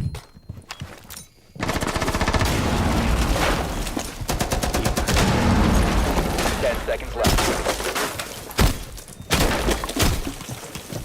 5 seconds left.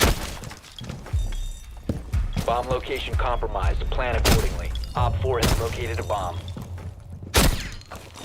I'm reloading. Surya jet deployed.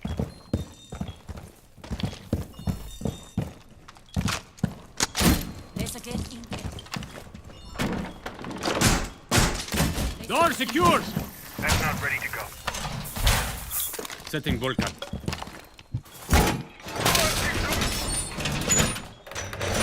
Wall reinforced!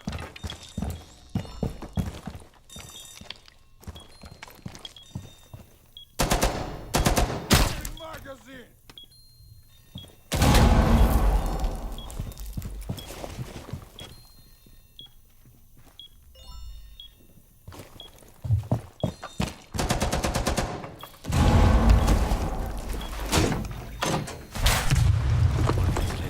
Use it if you have to.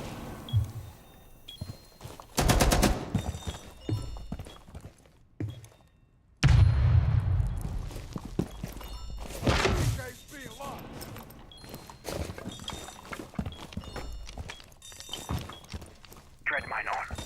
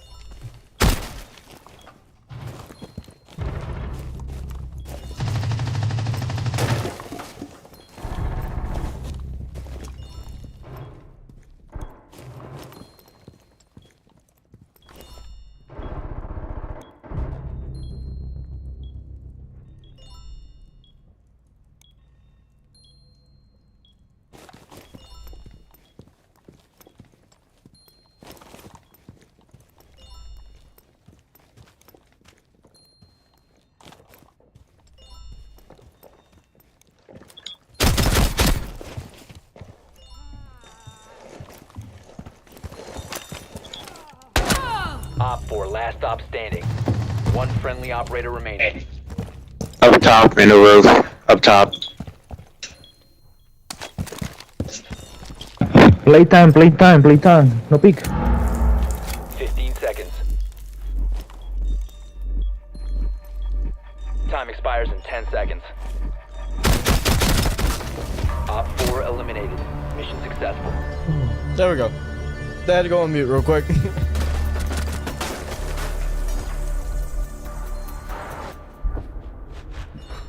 Jesus Christ. Jesus. Praise you today for making me good at Siege. Praise you.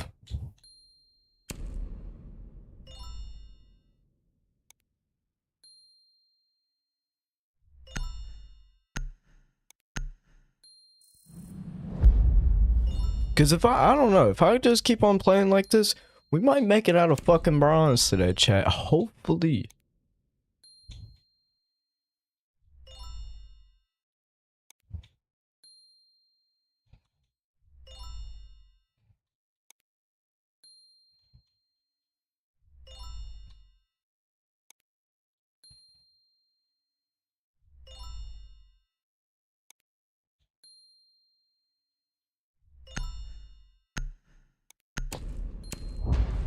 I did not want to play Blackbeard.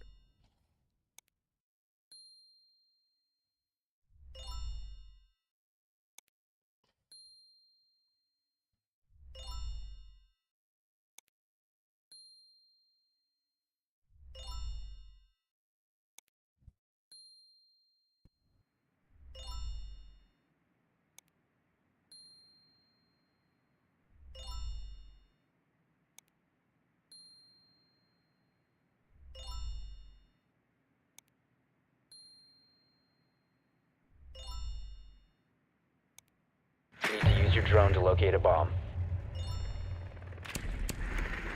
Fuck it, we'll run the Dokkaebi back again, and if it doesn't go well, then we'll probably just, I don't know.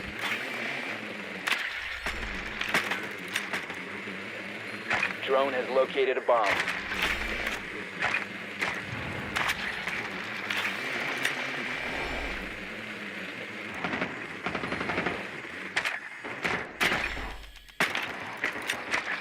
Seconds before insertion. 5 seconds before insertion. You found a bomb. Make your way to its location and defuse it.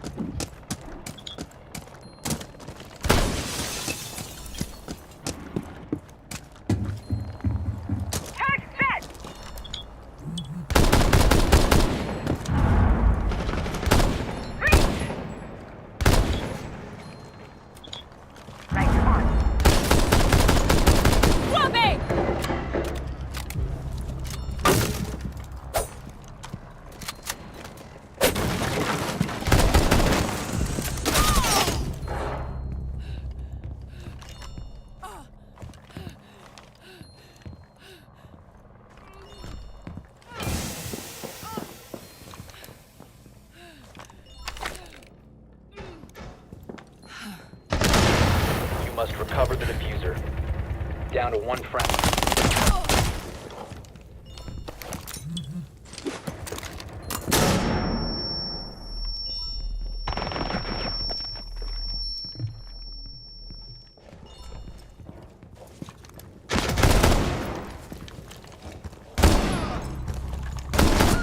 Oh my god. Op 4 eliminated all friendlies. My teammates just flopped. So you know what? Fuck the Dokkaebi, we're finna have to be strategic with this shit and just maybe just rush up in that bitch strategically and just get the fuck up in there and just execute them all.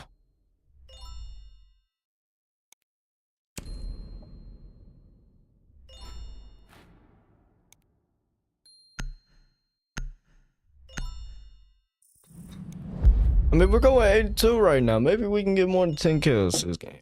Hopefully. Not hope. Because every time I say hopefully, it just ends up going to fucking shit. So...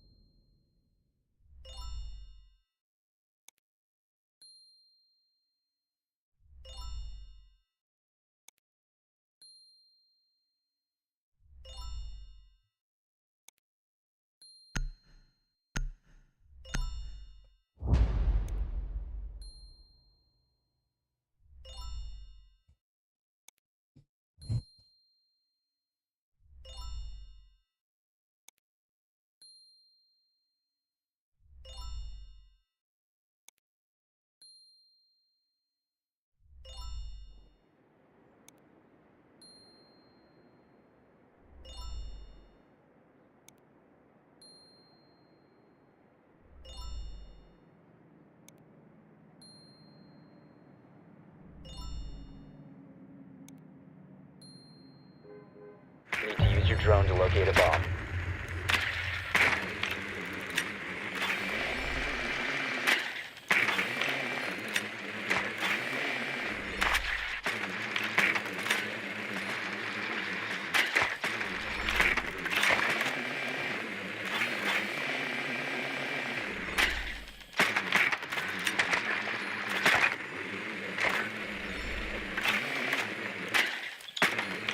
Be advised your drone has located a bomb. Insertion in 10 seconds. 5 seconds to insertion. You've located a bomb. Make your way to its location and defuse it. Okay.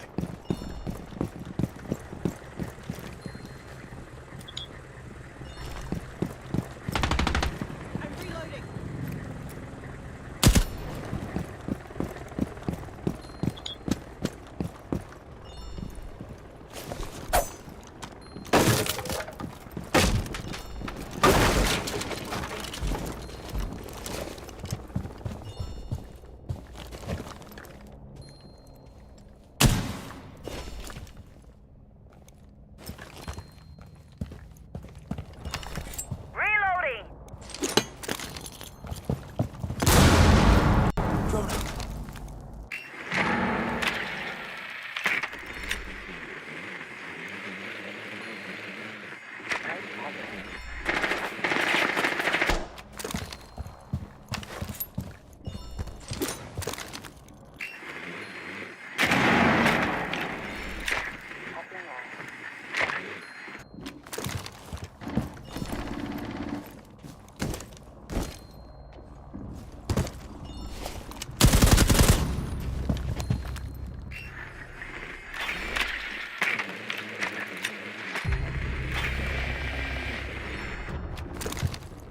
Watch for the blast!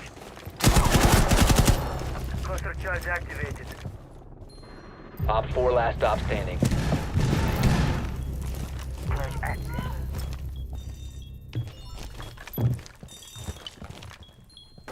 Hacking. Resource converted. Death mark on the way. Hello there. Bomb diffusion initiated. Protect the diffuser. Deploy dump panel.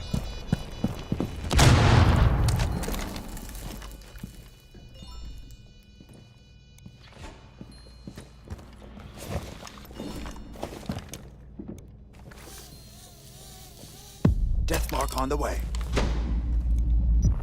I see you. Hey, well, at least he's pretty low, though, so... One friendly operator remaining. I'd say it don't even matter.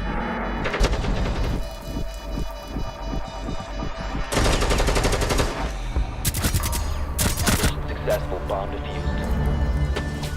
We winning this shit anyways, chat.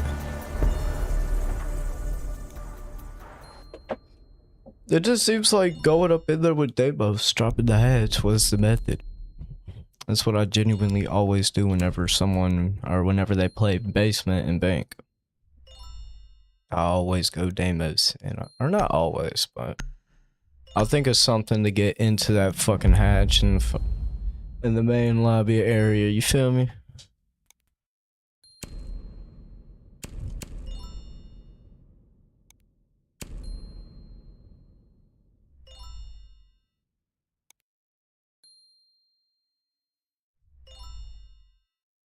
Oh, going 10-3. Ooh, ooh, shit.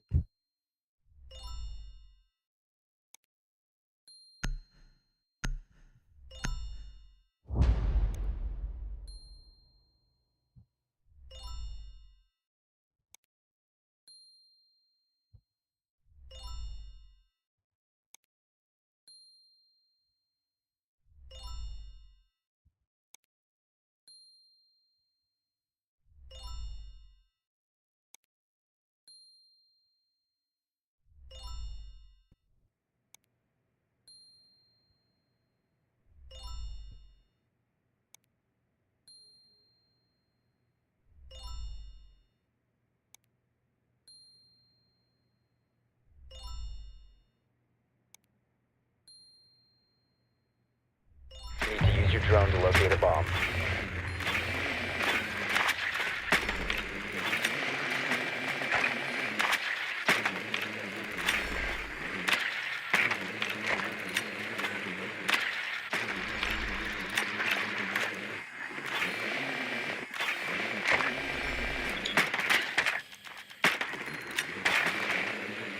So they're going basement again. Tight.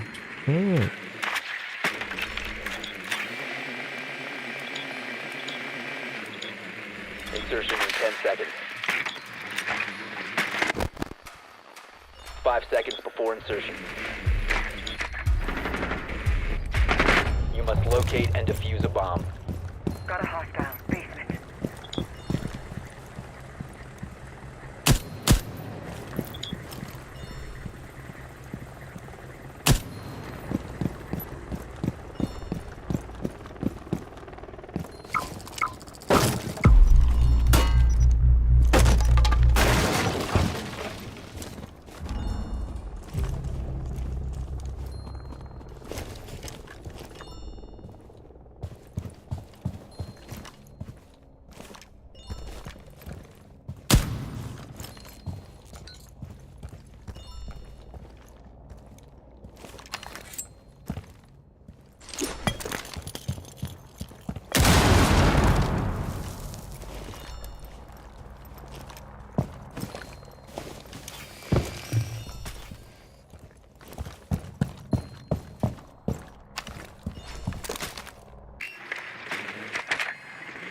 Clear the blast area!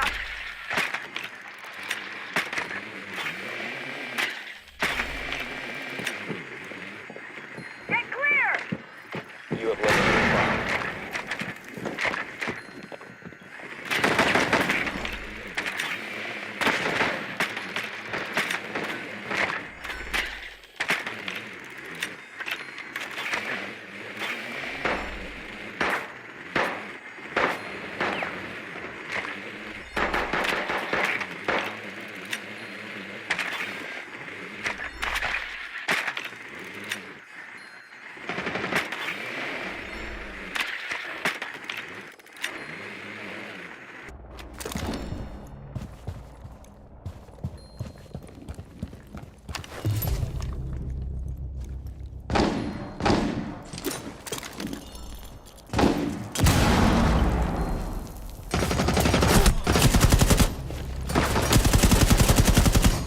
Reloading. Cover me.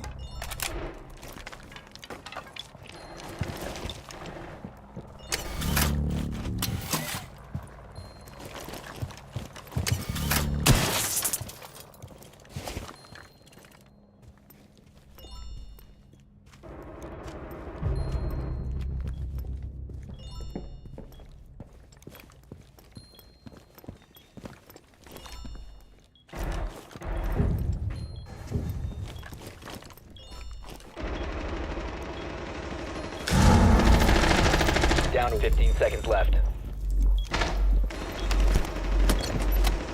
10 seconds left. Op 4 eliminated all. Alright.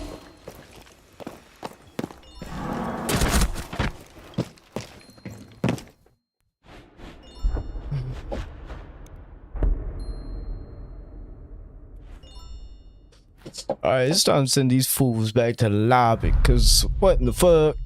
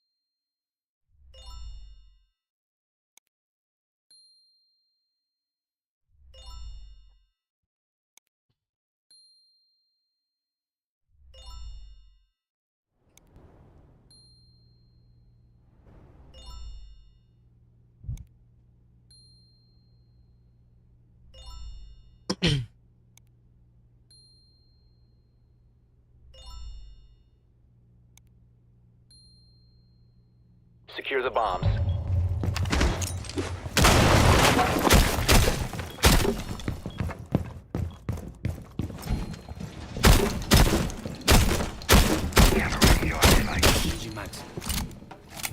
Op 4 has located a bomb. Plan your defenses accordingly.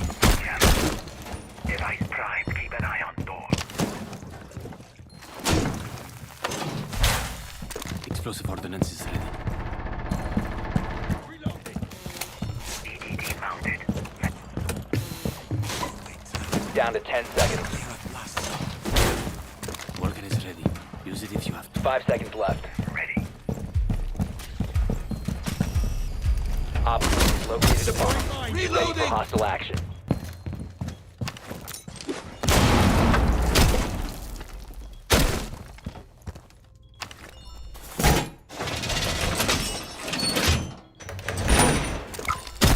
EDD primed. Stand clear. Doorway trapped. Stay clear of the zone.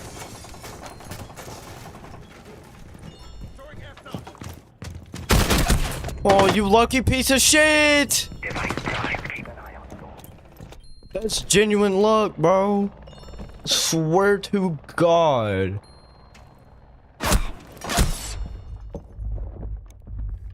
What the fuck?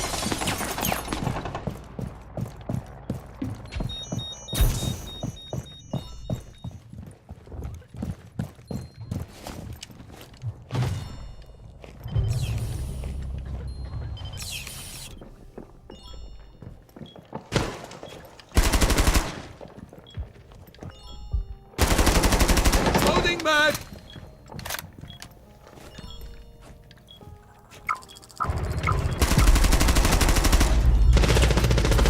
One friendly remaining.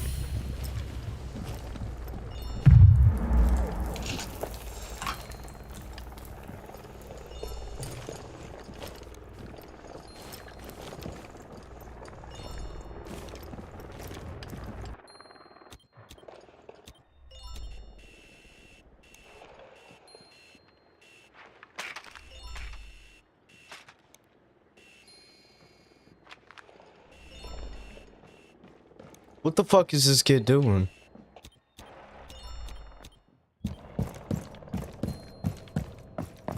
Op 4 has placed a diffuser near a bomb. Destroy it. There's like 3 fucking drones right here. Holy shit.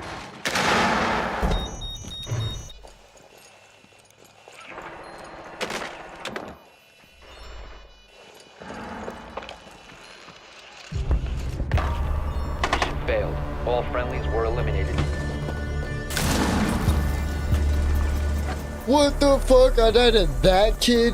Oh my god. And that was because I wasn't even fucking prepped up. I wasn't even prepped on the fucking barricade. And that kid probably got the most luckiest shot of the century, but I didn't see because I fucking spammed Raged A. Oh my god, team, lock the fuck in.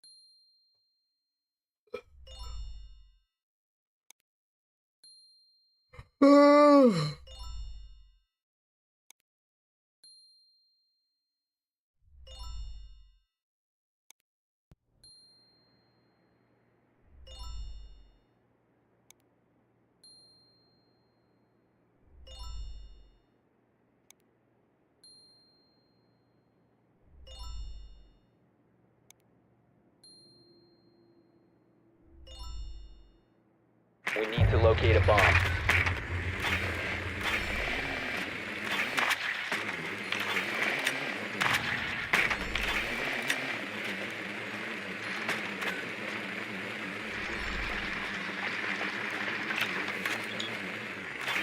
Your drone has found a bomb.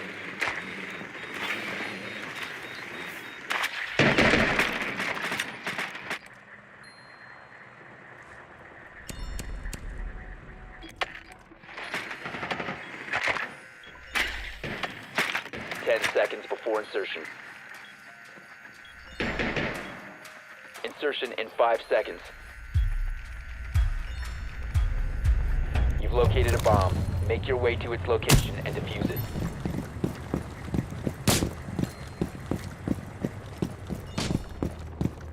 Changing mag.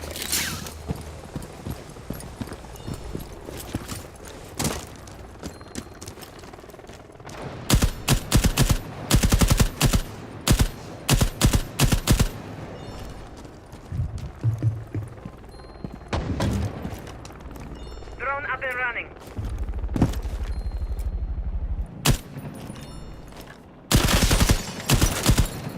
Reloading.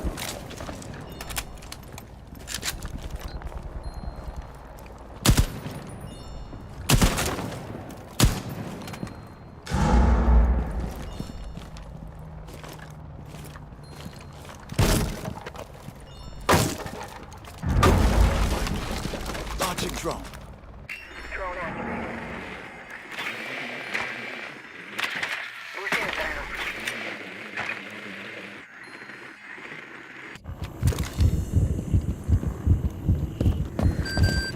Throwing flashbang.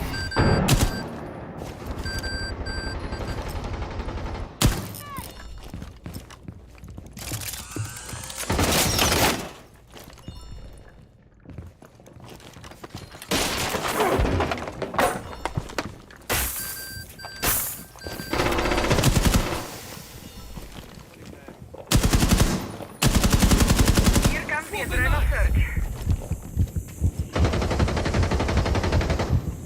Hostiles, second floor.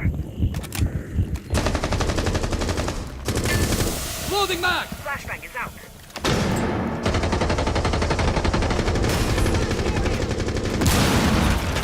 Frag grenade out.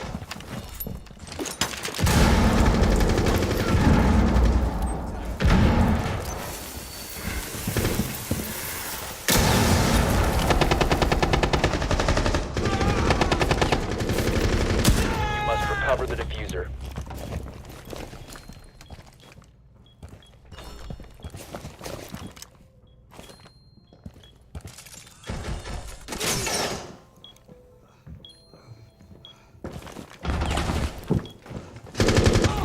Down to one friendly.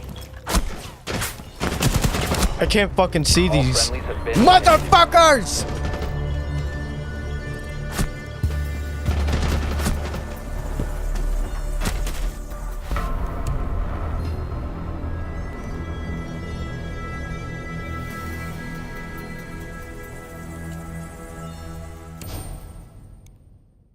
kids are genuinely the worst fucking teammates ever, bro. Ever.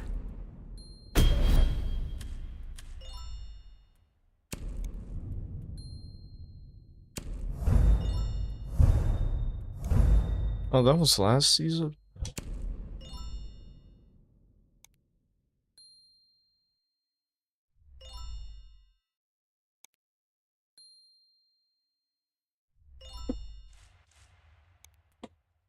Chat, I will be making a video on this probably after I stream, maybe. I don't know, genuinely.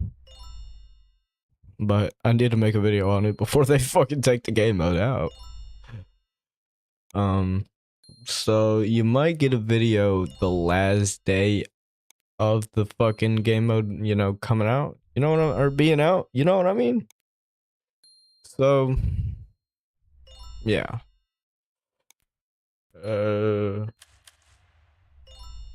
I have 2 more packs to get out of the battle pass, and then I am done with getting packs out of the pass.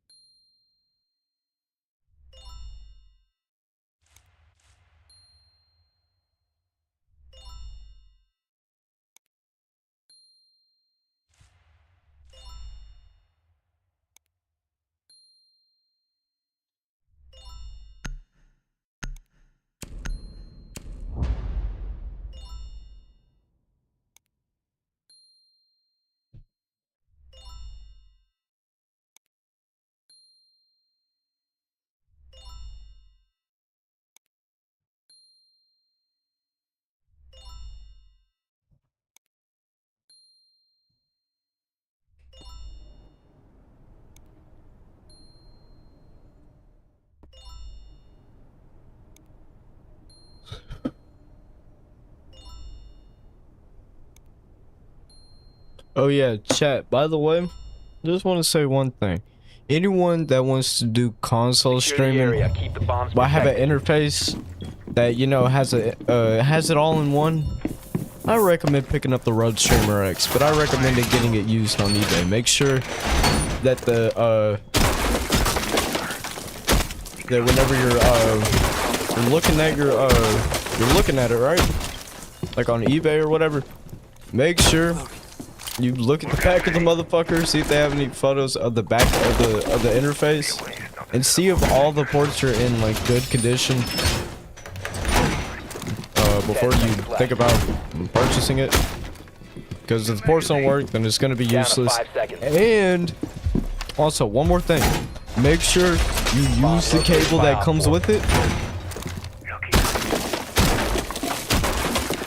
And make sure to use the amount of power that it needs is actually the amount that it fucking needs, because like some of the features won't work.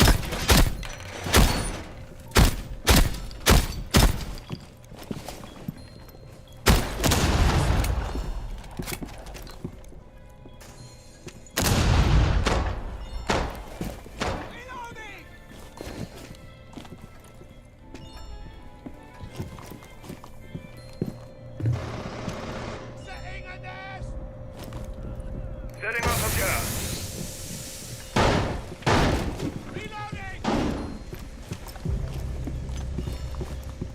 My toxic tanks are in position.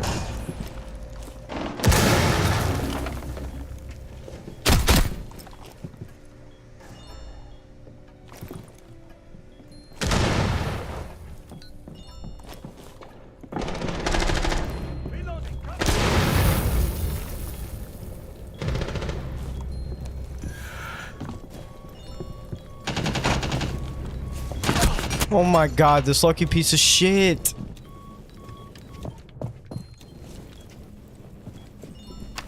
Why are y'all dropping?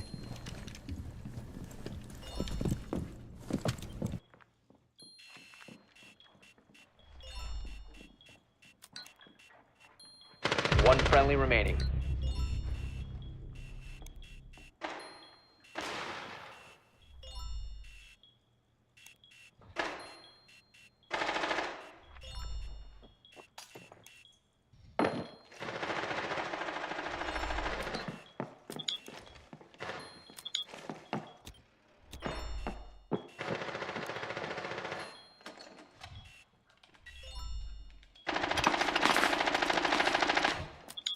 Op 4 has deployed a diffuser. You need to destroy it. All friendlies were eliminated. Mission failure.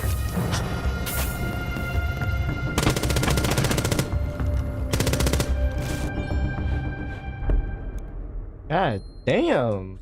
Ah.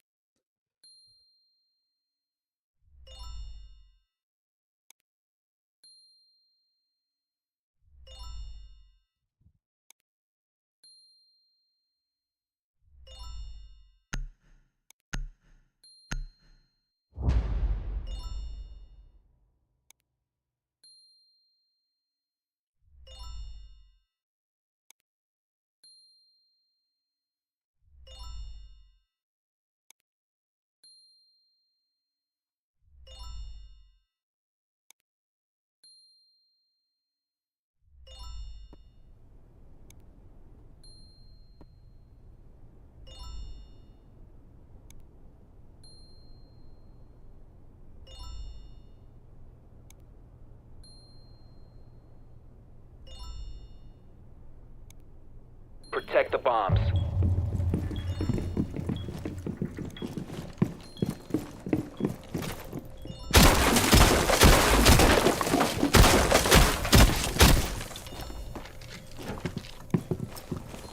Op 4 has located a bomb. Plan your defenses accordingly. Magnet ready. Taking my connector. Gun up rotated.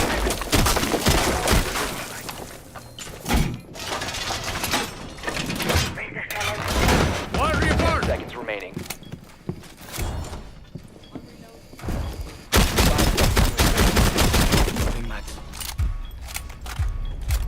Op 4 has located a bomb. Get ready to engage.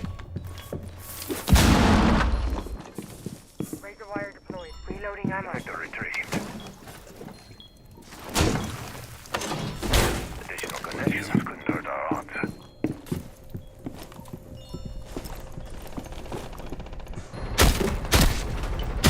Reloading now. Just hedging my bet. Protection from grenade. Perimeter defense is active.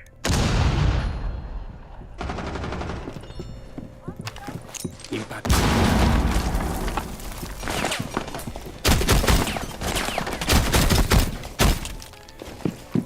Loading new magazine.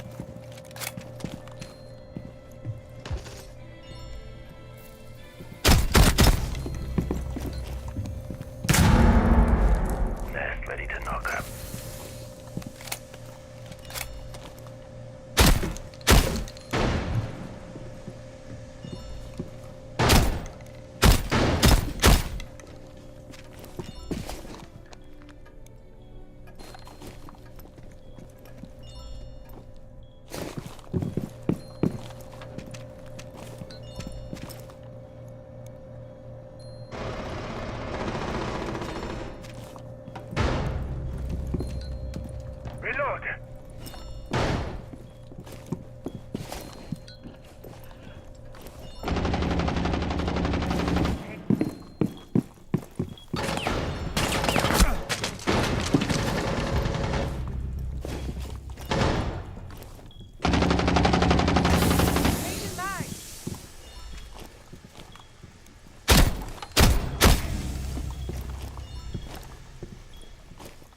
reloading.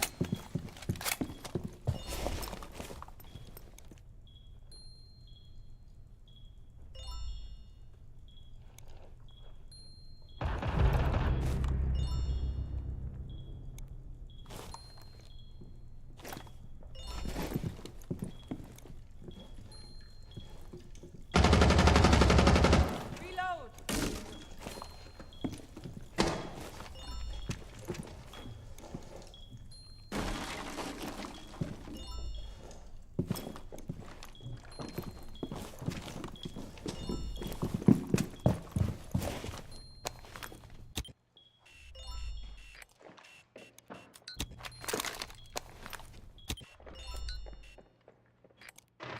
15 seconds. One friendly remaining. 5 seconds remaining.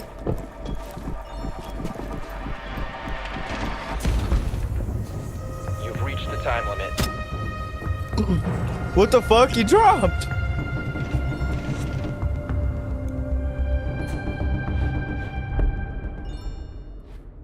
These kids are pretty fucking funny. I'm not gonna lie with you. My teammates are kind of, you know what I mean?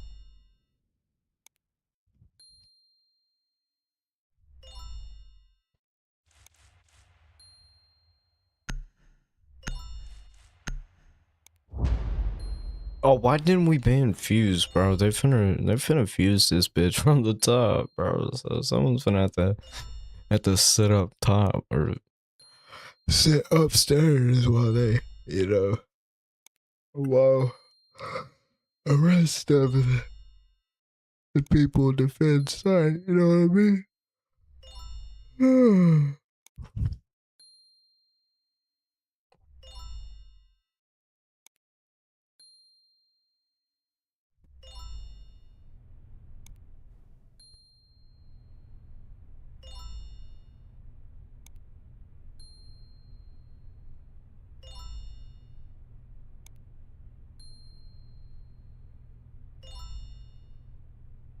Secure the area. Keep the bombs protected.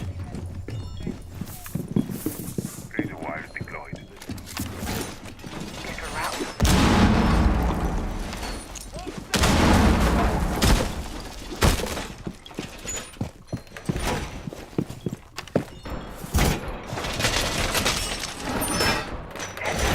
Reinforcing wall. Be advised, a bomb location has been compromised.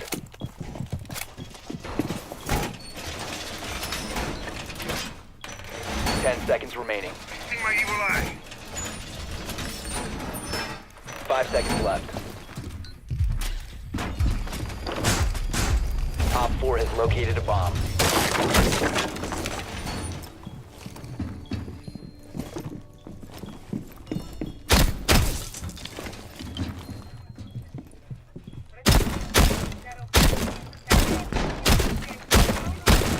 Reloading ammo. Razor wire up.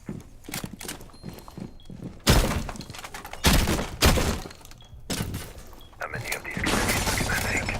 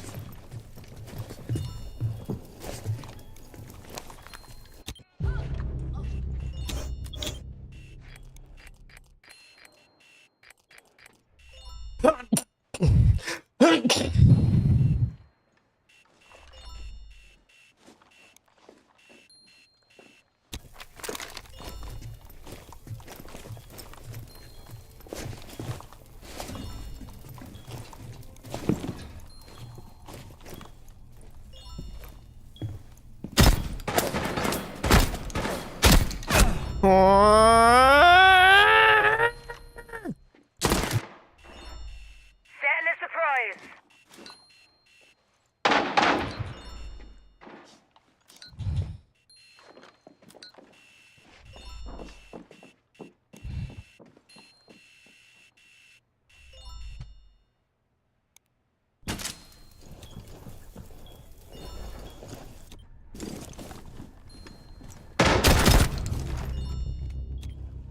Smart 15 boy. seconds. One op 4 remaining. Oh. 10 seconds left. 5 seconds to go.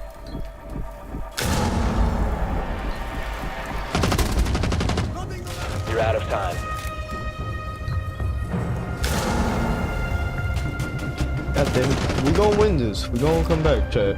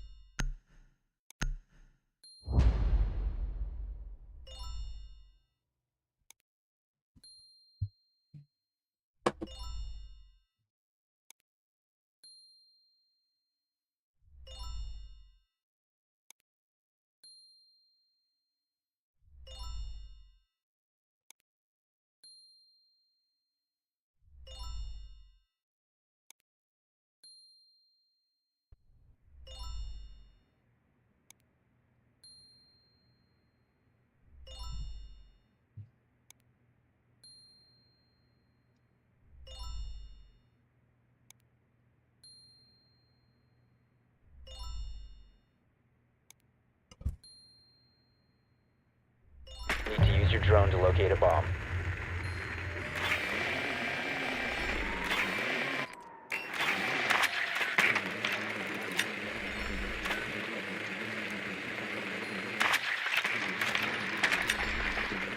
Be advised your drone has located a bomb.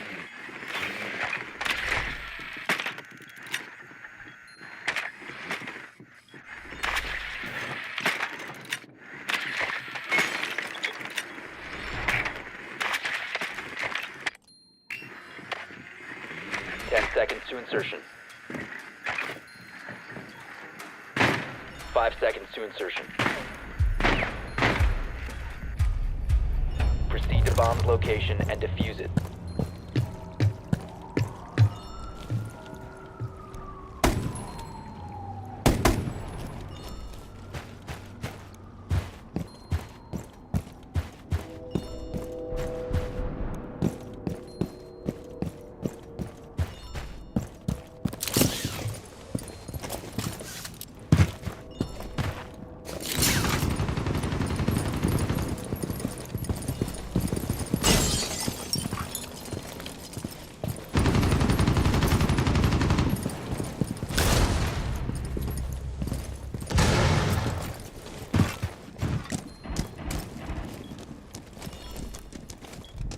Adrenaline surge incoming.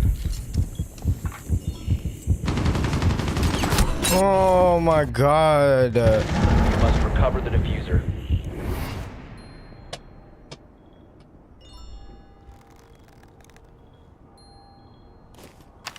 Drag out. I'm reloading. Drone is activated.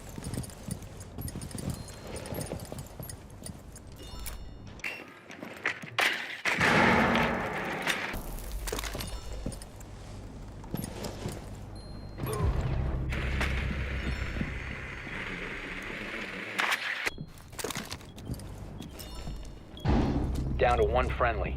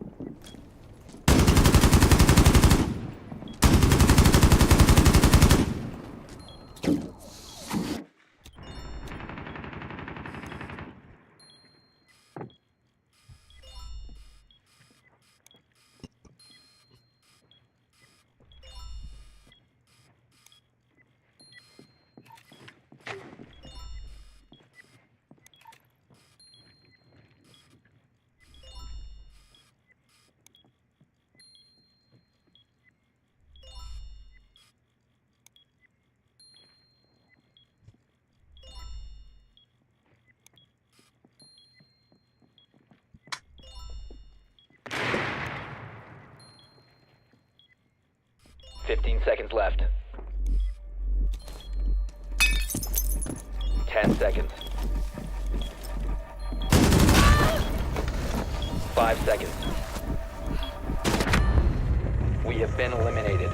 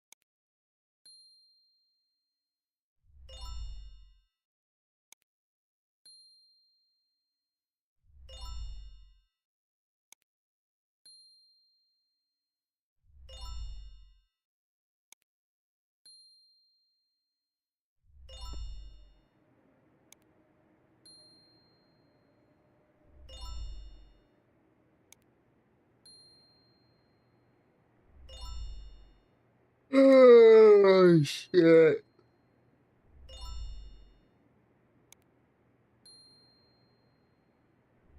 Need to use your drone to locate a bomb.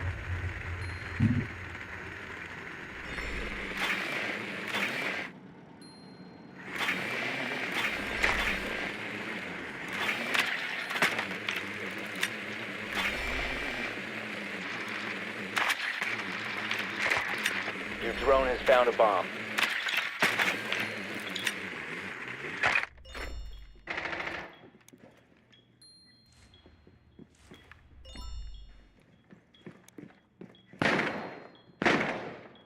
Ten seconds to go.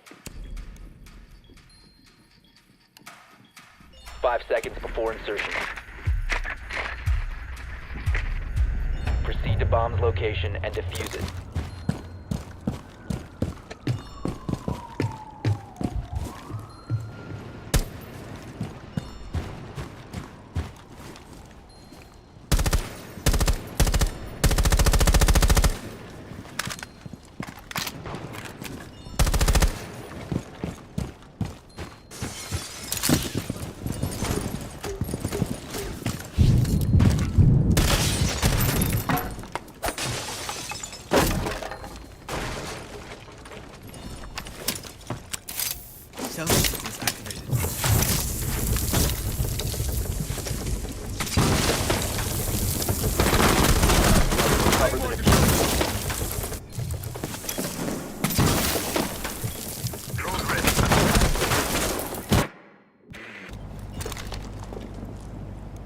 Man, this game is some fucking bullshit in every single way fucking possible, bro. Genuinely. Oh my fucking god, I can't handle this shit, bro.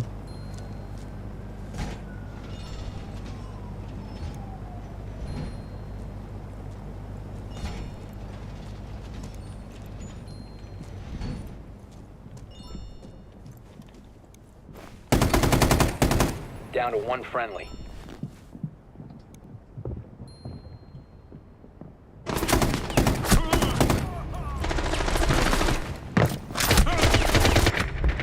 All friendlies have been eliminated.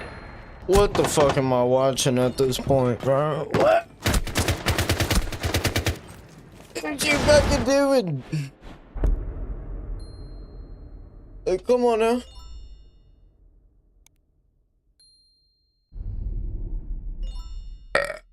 Fuck.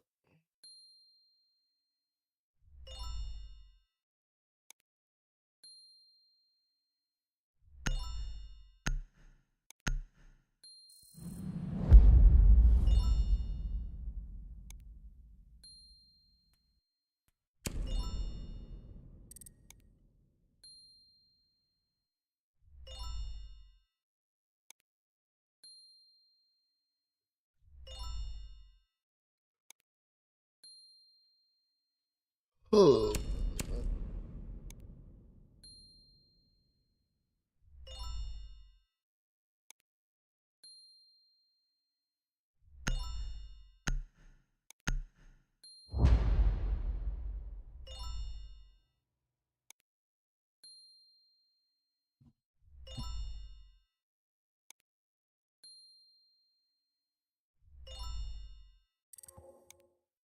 What the fuck? All of our teammates are leaving.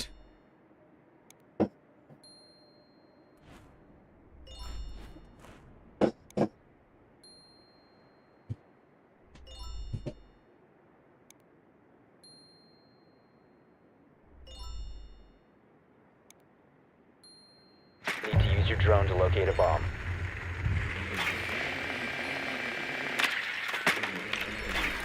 Your drone has found a bomb.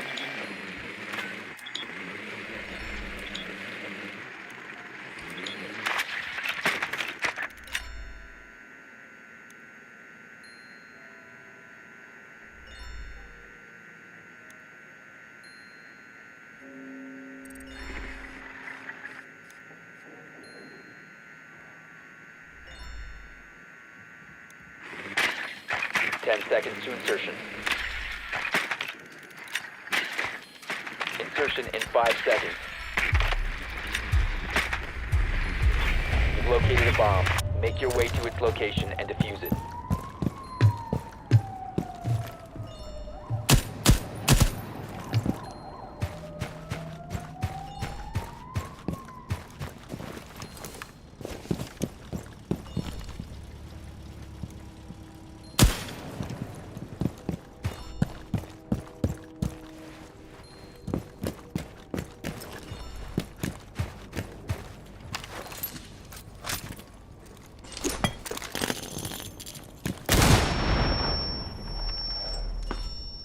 Drag out.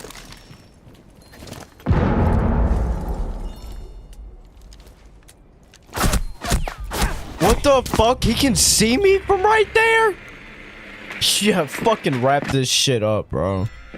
I'm done. I'm fucking done. Wrap this fucking shit up, please, bro.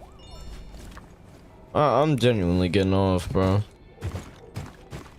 Fuck this shit. I'm not playing with a bunch of fucking retards.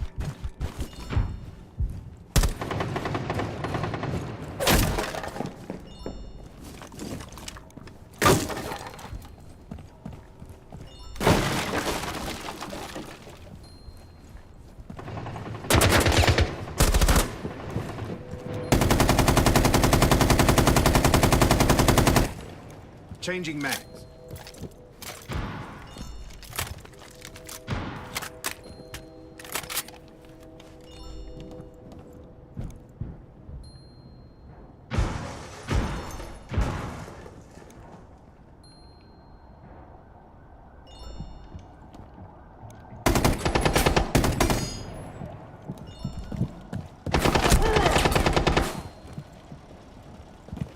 Cluster charge activated.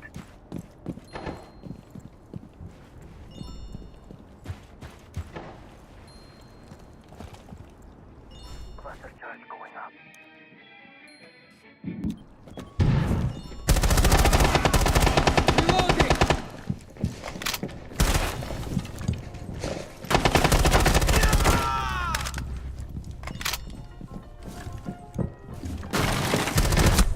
Friendly, last operator standing.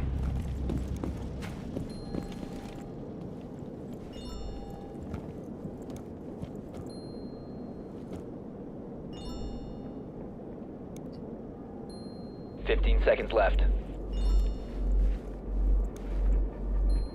10 seconds left. 5 seconds. Alright, Been fuck eliminated. this shit. Everyone have a good day.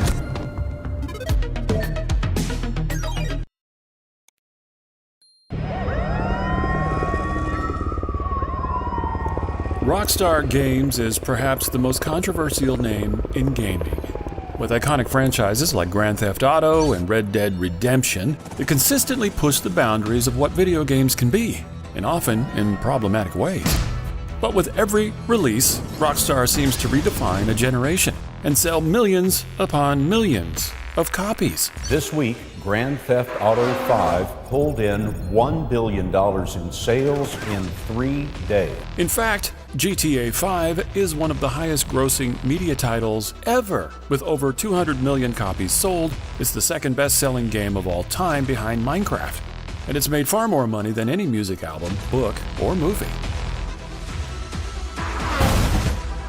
But if you've been paying attention, Rockstar is gearing up to release their most anticipated game yet.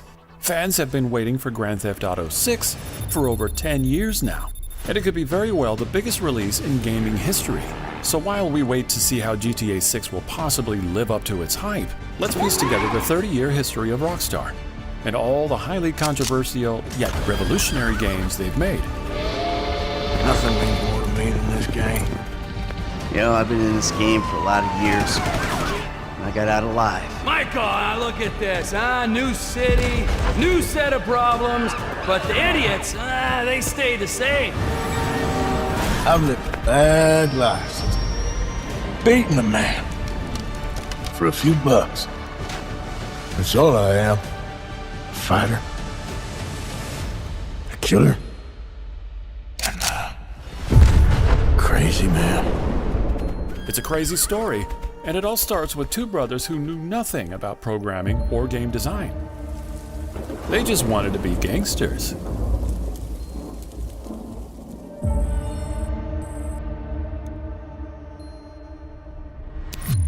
Every kid wants to be cooler than his parents, but for Sam and Dan Houser, that was easier said than done.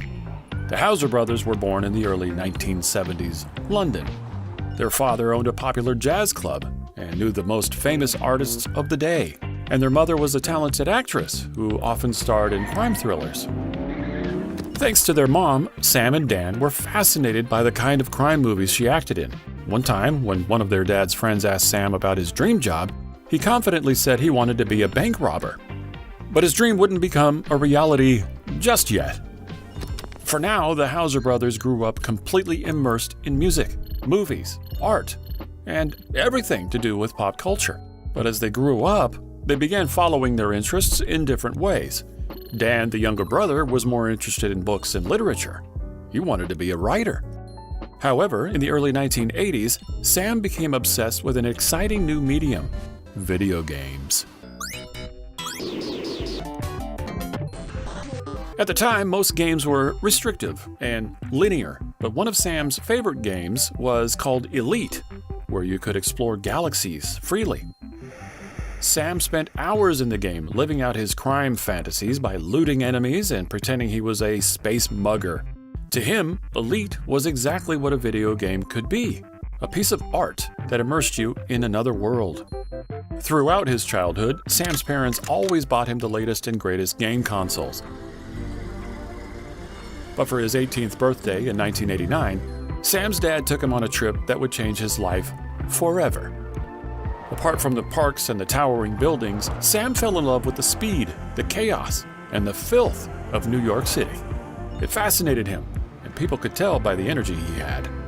During the trip, Sam's dad took him to lunch with an executive from a record label called BMG. He spent the entire time blasting the executive about how he didn't understand youth culture.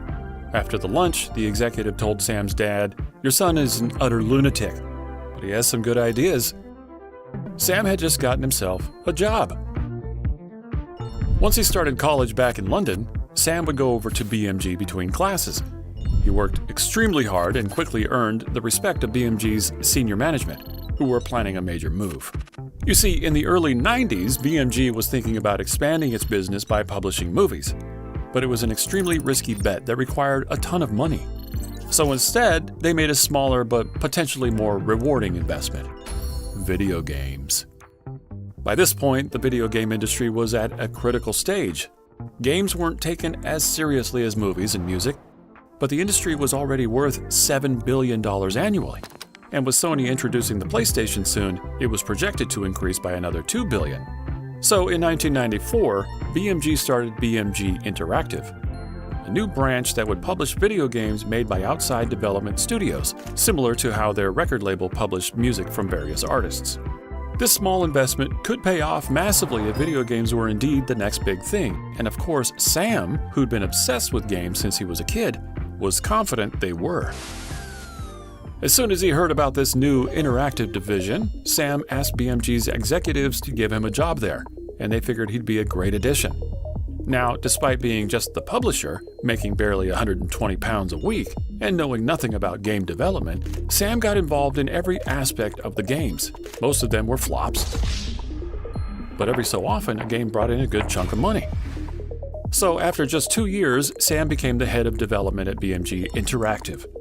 And now, his single obsession was to make video game history. To do that, he only needed one breakout hit of a game, and it was just around the corner.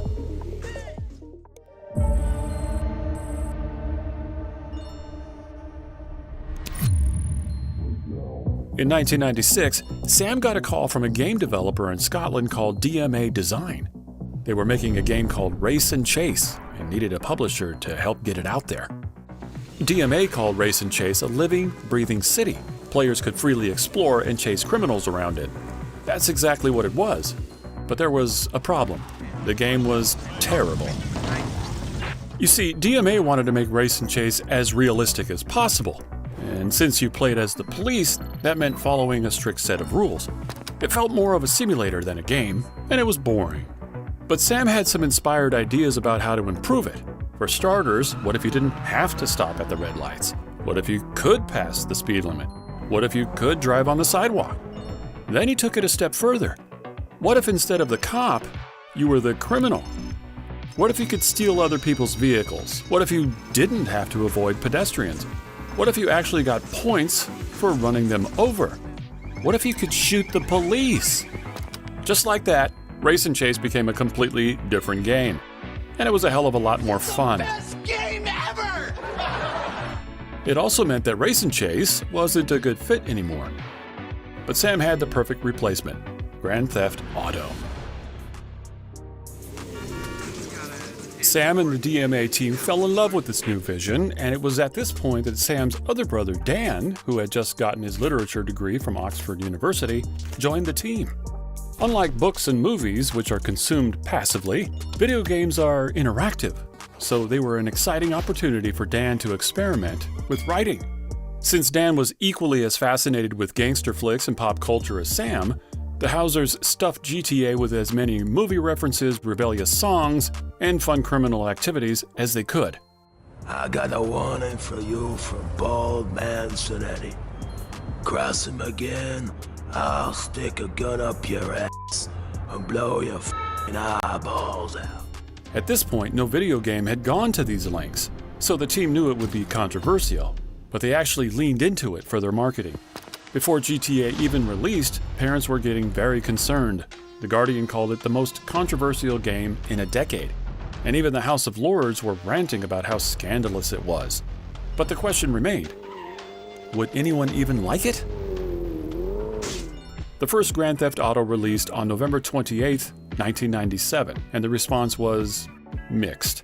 Some reviewers complained about GTA's outdated top-down graphics and unreliable controls, but others praised it for how fun and addictive it was, and how much freedom players had.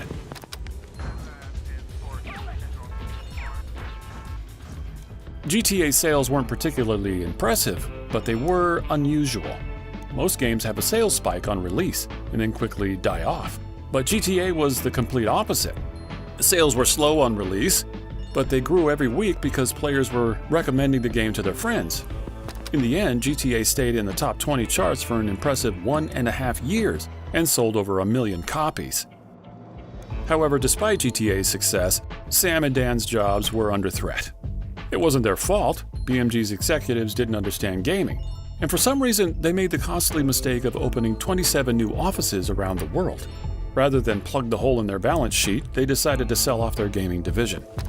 And so in 1998, BMG Interactive was bought for $14.2 million by a New York-based company that'll be important in the story from now on. Take-Two Interactive.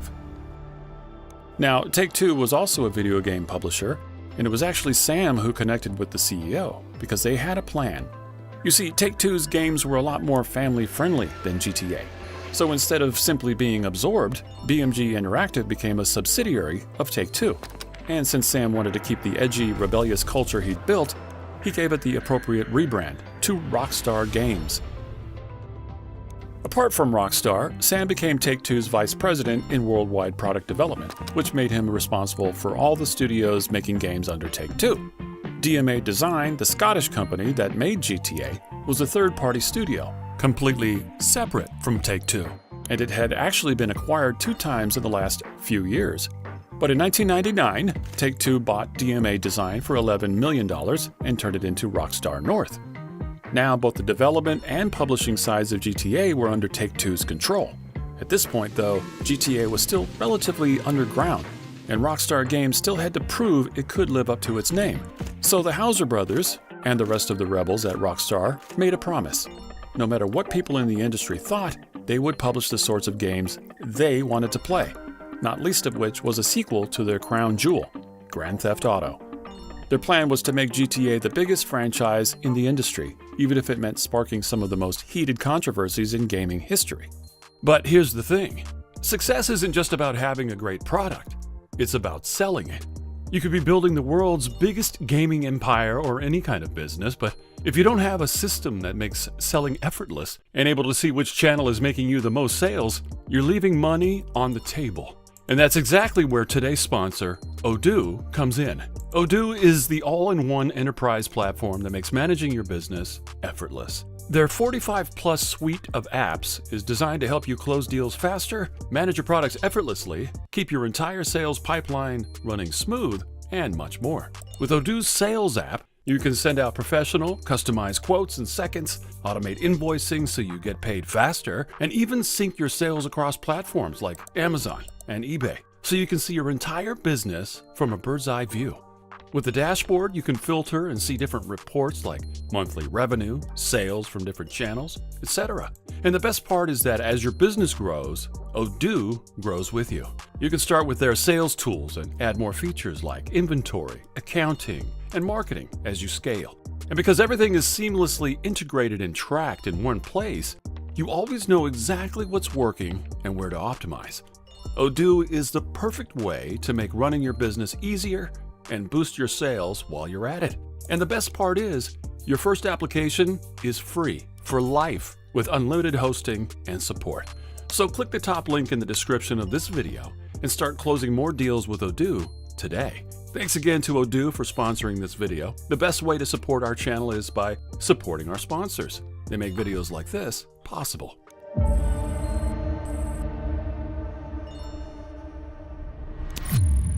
On October 22, 1999, Rockstar Games released Grand Theft Auto 2.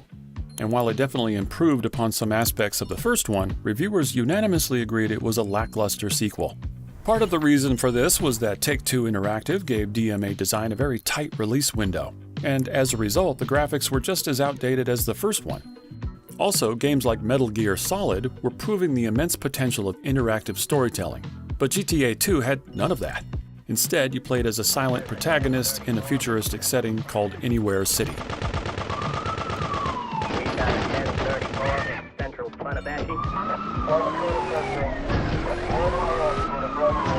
To give it credit though, GTA 2 had its core formula intact. So despite all its shortcomings, there were still gangs to fight, pedestrians to run over, and cops to run from. The game was still fun, and people seemed to enjoy it.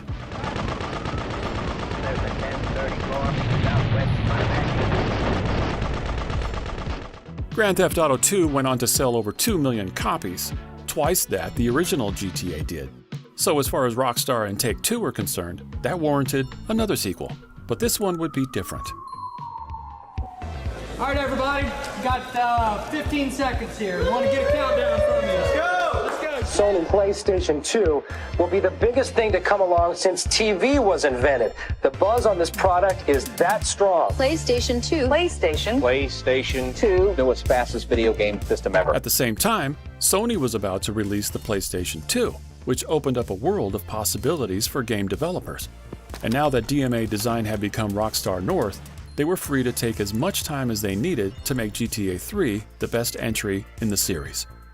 Sam and Dan's ideas for it were incredibly ambitious. Instead of just one game, they'd release 3 over the span of a few years, each set in a different city around the United States. GTA 3's Liberty City was modeled after New York City, Vice City on Miami, and San Andreas on the state of California. They got started on GTA 3 right away, and it was perfect timing because the new Rockstar office was right in New York. Thanks to the new PlayStation, Rockstar was able to make a vivid recreation of the city in 3D. But while that made the game much more immersive than its predecessors, the real innovation was GTA 3's story. This time, you weren't just driving around a city wreaking havoc. At the start of the game, the protagonist is betrayed by his girlfriend on a heist. Sorry, babe. I'm an ambitious girl. But on his way to prison, his transport is hijacked, giving him a chance to escape. For the rest of the game, players are making a name for themselves in Liberty City's criminal underworld, with the ultimate goal of getting revenge. Experience has taught me that a man like you can be very loyal for the right price. Let's teach these would-be tough guys what it means to be a tough guy. Much of this was thanks to Dan, who was the lead writer on the whole series. The story was definitely cliché, but that was intentional. GTA 3 is filled with characters and references that are ripped straight out of the crime thrillers that the Hauser brothers grew up watching. And of course, there were the famous radio stations with iconic music and funny conversations that make the world feel alive. You're the best. You're the best. Alright, that was whatever with Good Thing. Sam and Dan wanted GTA 3 to really feel like an interactive gangster movie, so violence and gore was dialed up to 11. This is it. I'm way over my head and I'm starting to drown here. The CIA seems to have a vested interest in Spank, and they don't like us screwing with the cartel. You could even drive off into an alleyway with certain women. You'd lose some cash, and your health meter would go up. Clearly, something seedy was going on, but once it was over, you could run the women over with your car and get your money back. Obviously, Rockstar was in for a media scandal. But whereas they had previously used controversy to market GTA, this time it could actually get them into trouble. You see, to protect younger players from playing violent, gory, or sexual games, video games have a rating system that ranges from E, for everyone, to AO, for adults only. Rockstar was aiming for a mature rating, which is compatible to an R-rated movie. But due to GTA's violent and sexual content, there was a genuine chance it could get an adults-only rating, which meant major retailers like Walmart and Best Buy, where they got a good share of their sales, wouldn't carry the game. And with just around a month left until release, the worst possible thing that could happen, happened. Sam Hauser watched from his apartment window as the Twin Towers of the World Trade Center went up in flames. It was a terrifying time for New York, but for Rockstar, whose controversial new game was set in a city not unlike New York, it was time to sound the alarms. With just a few weeks until release, Sam and Dan contemplated whether they should even release GTA 3. Maybe it would be too controversial, or even disrespectful. Thankfully, though, they knew that beneath all the satire, the violence, and the sex, GTA 3 was a love letter to New York City and the United States. Instead of canning the whole game, Rockstar took its version of the Twin Towers out of the map, removed the flight feature, and cut down on the gore. In the end, this actually helped them get a mature rating. But even with these changes, GTA 3 was still pushing a ton of boundaries. So once it went up for sale, it was an instant controversy. Much of it revolved around the sex scenes and the violent ways you could get your money back. Parents and governments were outraged, and Australia even completely banned the game. The technical wizardry has attracted loyal fans, but the graphic violence has attracted angry critics. Denounced by Congress here in the US, the game has been outlawed in Australia, and several other countries are also considering bans. But really, GTA 3's controversy was completely overshadowed by its sheer success. Reviewers had glowing praises to sing for it, and gamers were recommending it heartily to their friends. GTA 3 was the fastest-selling and highest-grossing PS2 title. It made $400 million in its first year, and to date, it has sold over 14 million copies. The verdict was in. GTA 3 was fun, innovative, but perhaps the most impressive thing was that it grew the video game industry like no other game before it. At the time, most people thought of gaming as a hobby for nerds and geeks, but GTA appealed to a mainstream audience and introduced millions of people to gaming. As one Rockstar producer put it, "This is to show that video games don't have to be about hobgoblins and dwarves." At around the same time, Rockstar had released 2 other games that also reached the top 10 charts. So in the 4 months after GTA 3's release, Take-Two Interactive stock nearly tripled from $7 to almost $20. This was incredible news for Rockstar, but it put the Houser brothers in a difficult position. How on earth could they possibly top this? Well,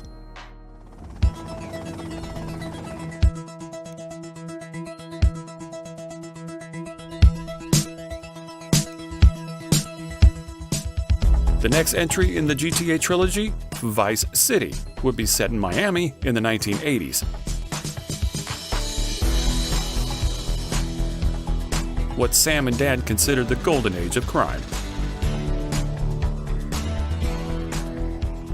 The game's budget was $5 million, but since GTA's game engine was already state-of-the-art, Rockstar could focus on perfecting the tech and adding features so that the world was even more immersive. Whereas most games used bland color schemes to save on graphics processing, Vice City brought 1980s Miami to life in all its neon glory. Nice bike. The story was also improved. Dan was finding his voice as a game writer, and this time he wrote a classic story of ambition, betrayal, and revenge inspired by iconic movies and TV shows like Scarface and Miami Vice. To add to the immersion, Rockstar hired famous actors from gangster movies like Ray Liotta doing a voice for Grand Theft Auto, the game, and Burt Reynolds to voice major characters in the game. And of course, there were also a combined 900 pages worth of pedestrian dialogue and radio scripts to fill the world with life. When Vice City released in October 2002, it was, again, an instant sensation with reviewers and fans alike. The game sold 1.4 million copies in its first 2 days, making it the fastest-selling game ever at the time. Eventually, Vice City went on to sell more copies than GTA 3, and it skyrocketed Take-Two Interactive's revenue to over $1 billion. Suddenly, Rockstar Games was the coolest brand in gaming, and the industry could no longer ignore the impact of Grand Theft Auto. Hay problema, Tom. Papi, un gran problema. Humberto, my son, what The happened? Haitians. I hate these Haitians. But of course, Vice City's release came with its share of controversies. One particular mission asked the player to, quote, all the Haitians. This was a huge issue. The Haitian American community fired up in protest. And even the spokesperson for the president of Haiti said that Vice City was racist, psychologically extremely dangerous, and an incitement of genocide. Because of this, Rockstar got sued for hundreds of millions of dollars and heavily criticized by the media. They had to issue a formal apology and remove certain lines from future versions of the game. But while lawyers and PR people were dealing with the controversies publicly, the Houser brothers and the developers at Rockstar were already hard at work on their biggest game yet. The next Grand Theft Auto would be more violent, more racially tense, and more sexual than any of its predecessors. And one tiny mistake would place it at the center of the most heated controversy in gaming history.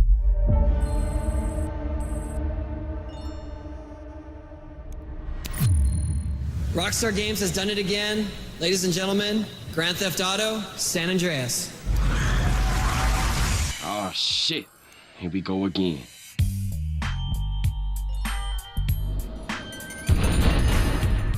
Worst place in the world, Rolling Heights baller country.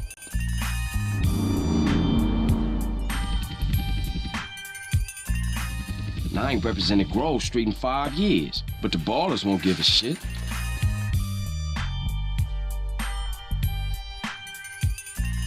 Mace, I spit it harder than anybody in the world could do. It's like I sucks. Damn. Damn, my shit was whack. Grand Theft Auto San Andreas would be the most ambitious game in Rockstar's history. The game's map included versions of Los Angeles, San Francisco, and Las Vegas, and everything about it would be bigger and better than anything Rockstar had ever done. That included the controversial aspects of the GTA formula.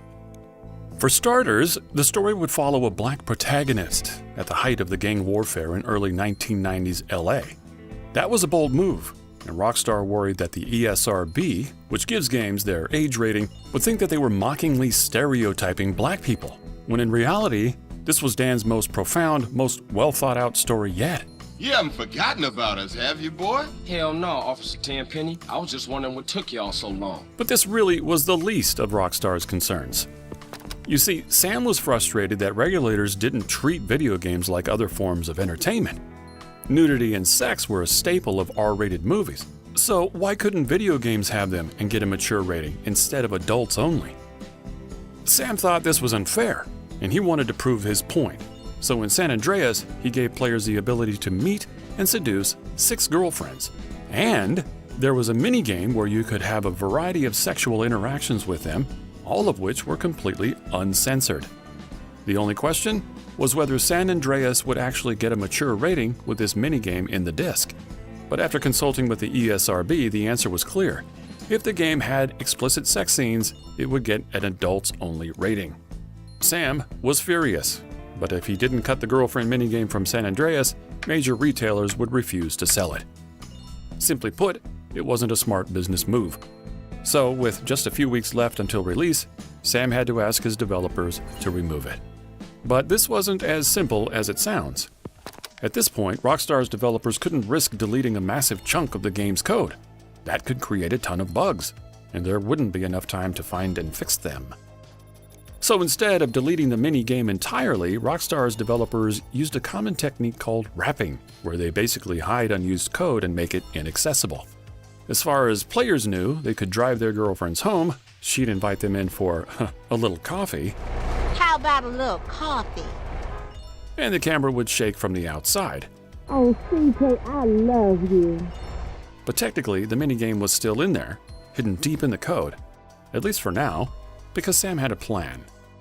Rockstar would release San Andreas for PC around a year after releasing it for consoles. Sam's plan was to update the PC version after a few months and reintroduce the girlfriend minigame. That way Rockstar could profit from the initial sales spike with a mature rating and transition the game to adults only later. But either way, with the girlfriend minigame wrapped inside the console version, Rockstar sent their latest game off to the ESRB.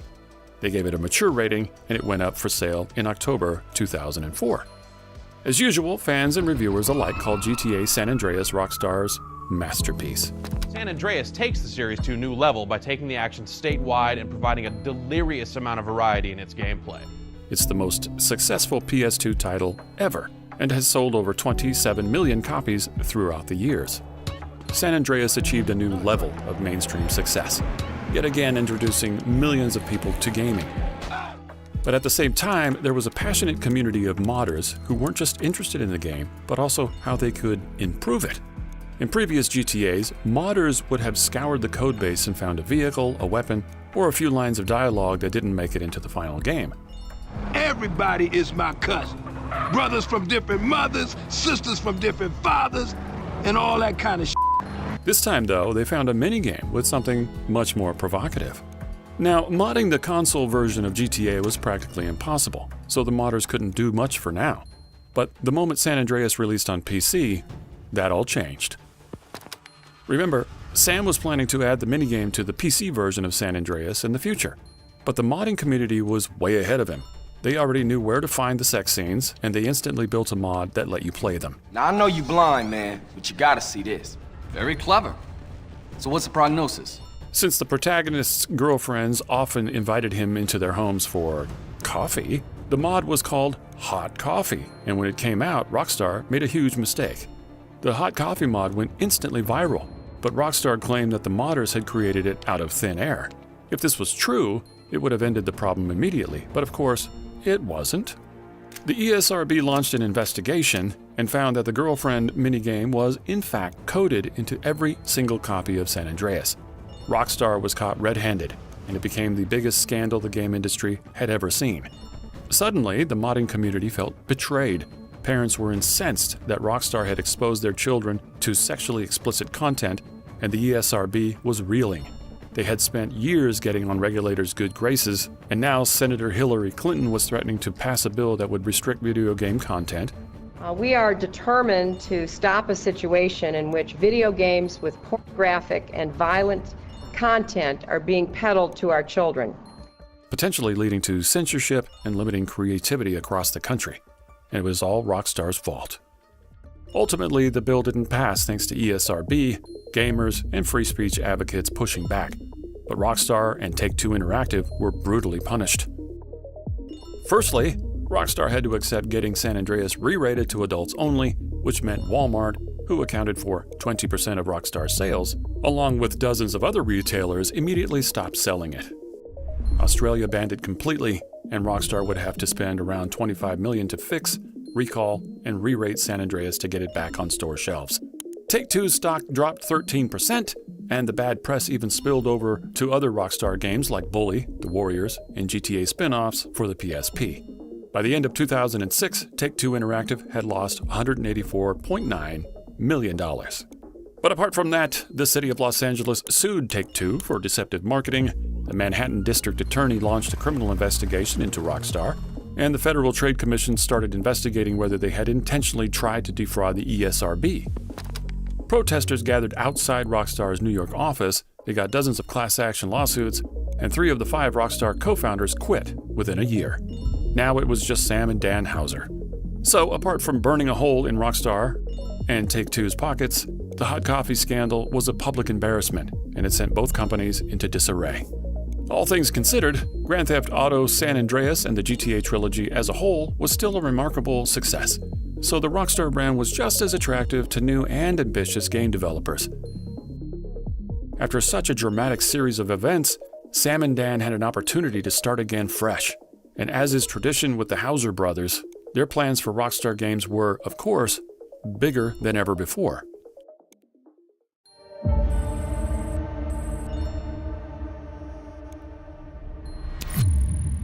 The Grand Theft Auto trilogy catapulted Sam and Dan Houser to global fame and infamy.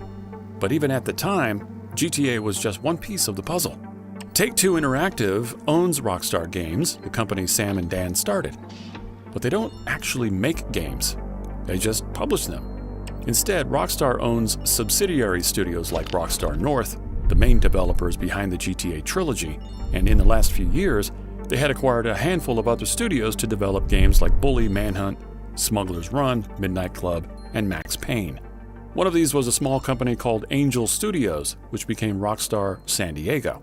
They developed a Western shooter called Red Dead Revolver, which wasn't a massive hit, but in an unexpected way, it ended up saving the company.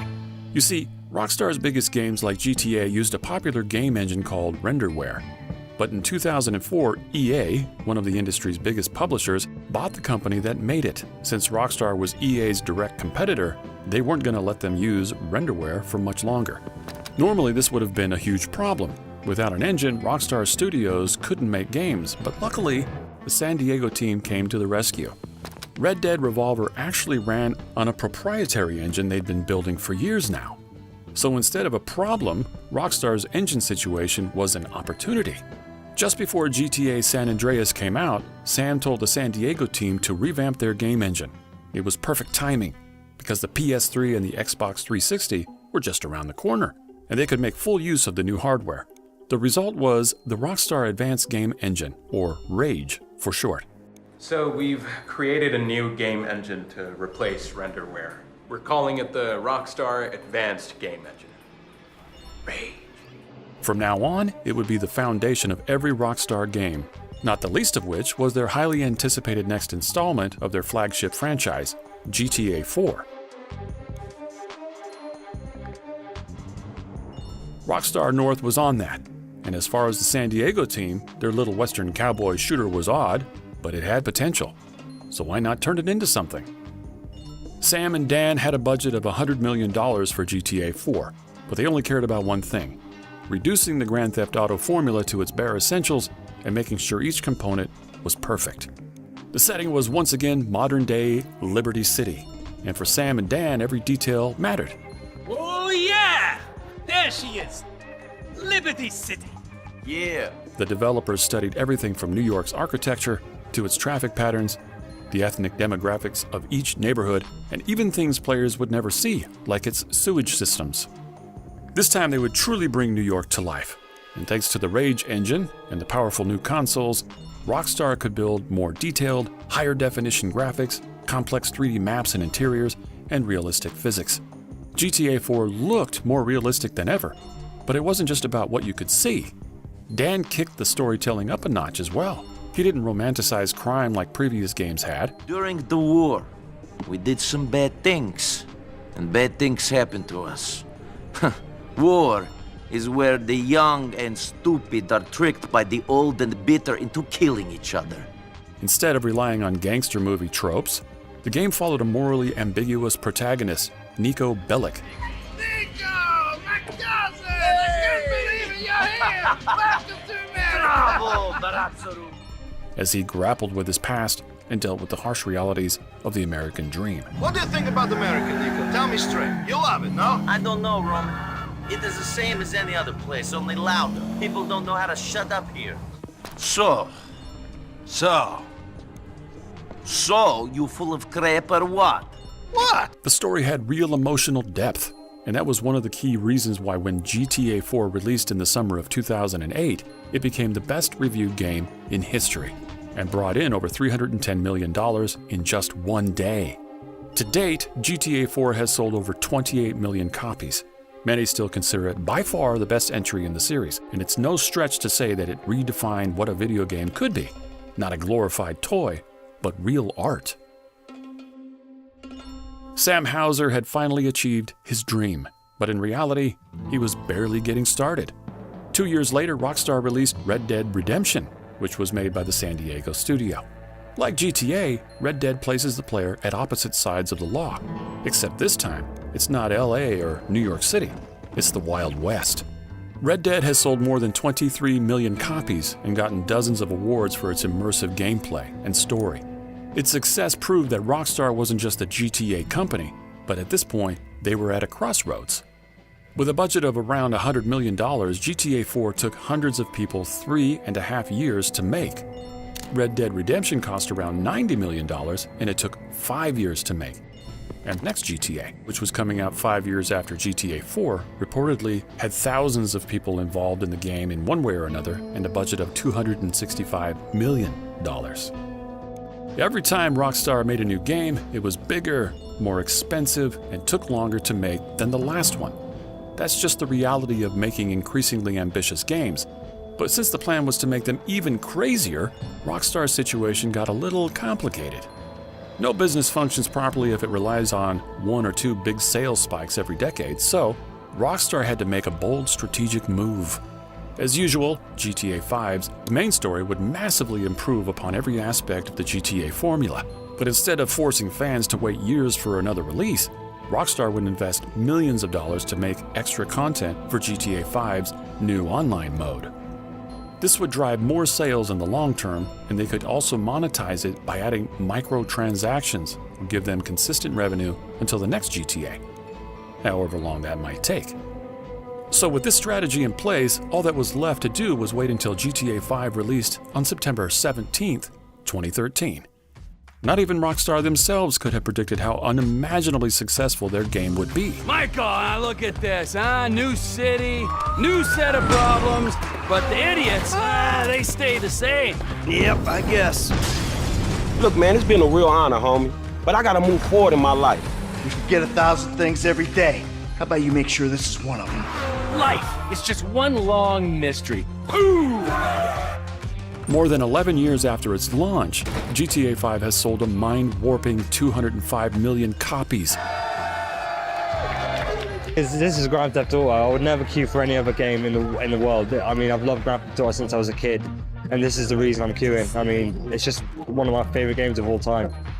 Making it the second best-selling game ever, only behind Minecraft. The GTA Online play turned out to be a stroke of genius. It's estimated that between game sales and microtransactions from the online mode, GTA 5 has generated over $8.6 billion in revenue, making it one of the highest-grossing pieces of media ever. This week, Grand Theft Auto 5 pulled in $1 billion in sales in 3 days. No movie or music release has ever come close to that. But if we've learned anything about Sam and Dan Houser, it's that they're always working on the next best thing. We know what it is now. Grand Theft Auto 6 is the most hyped game of all time. But this time, the world is watching, and everyone has one question. Can they deliver?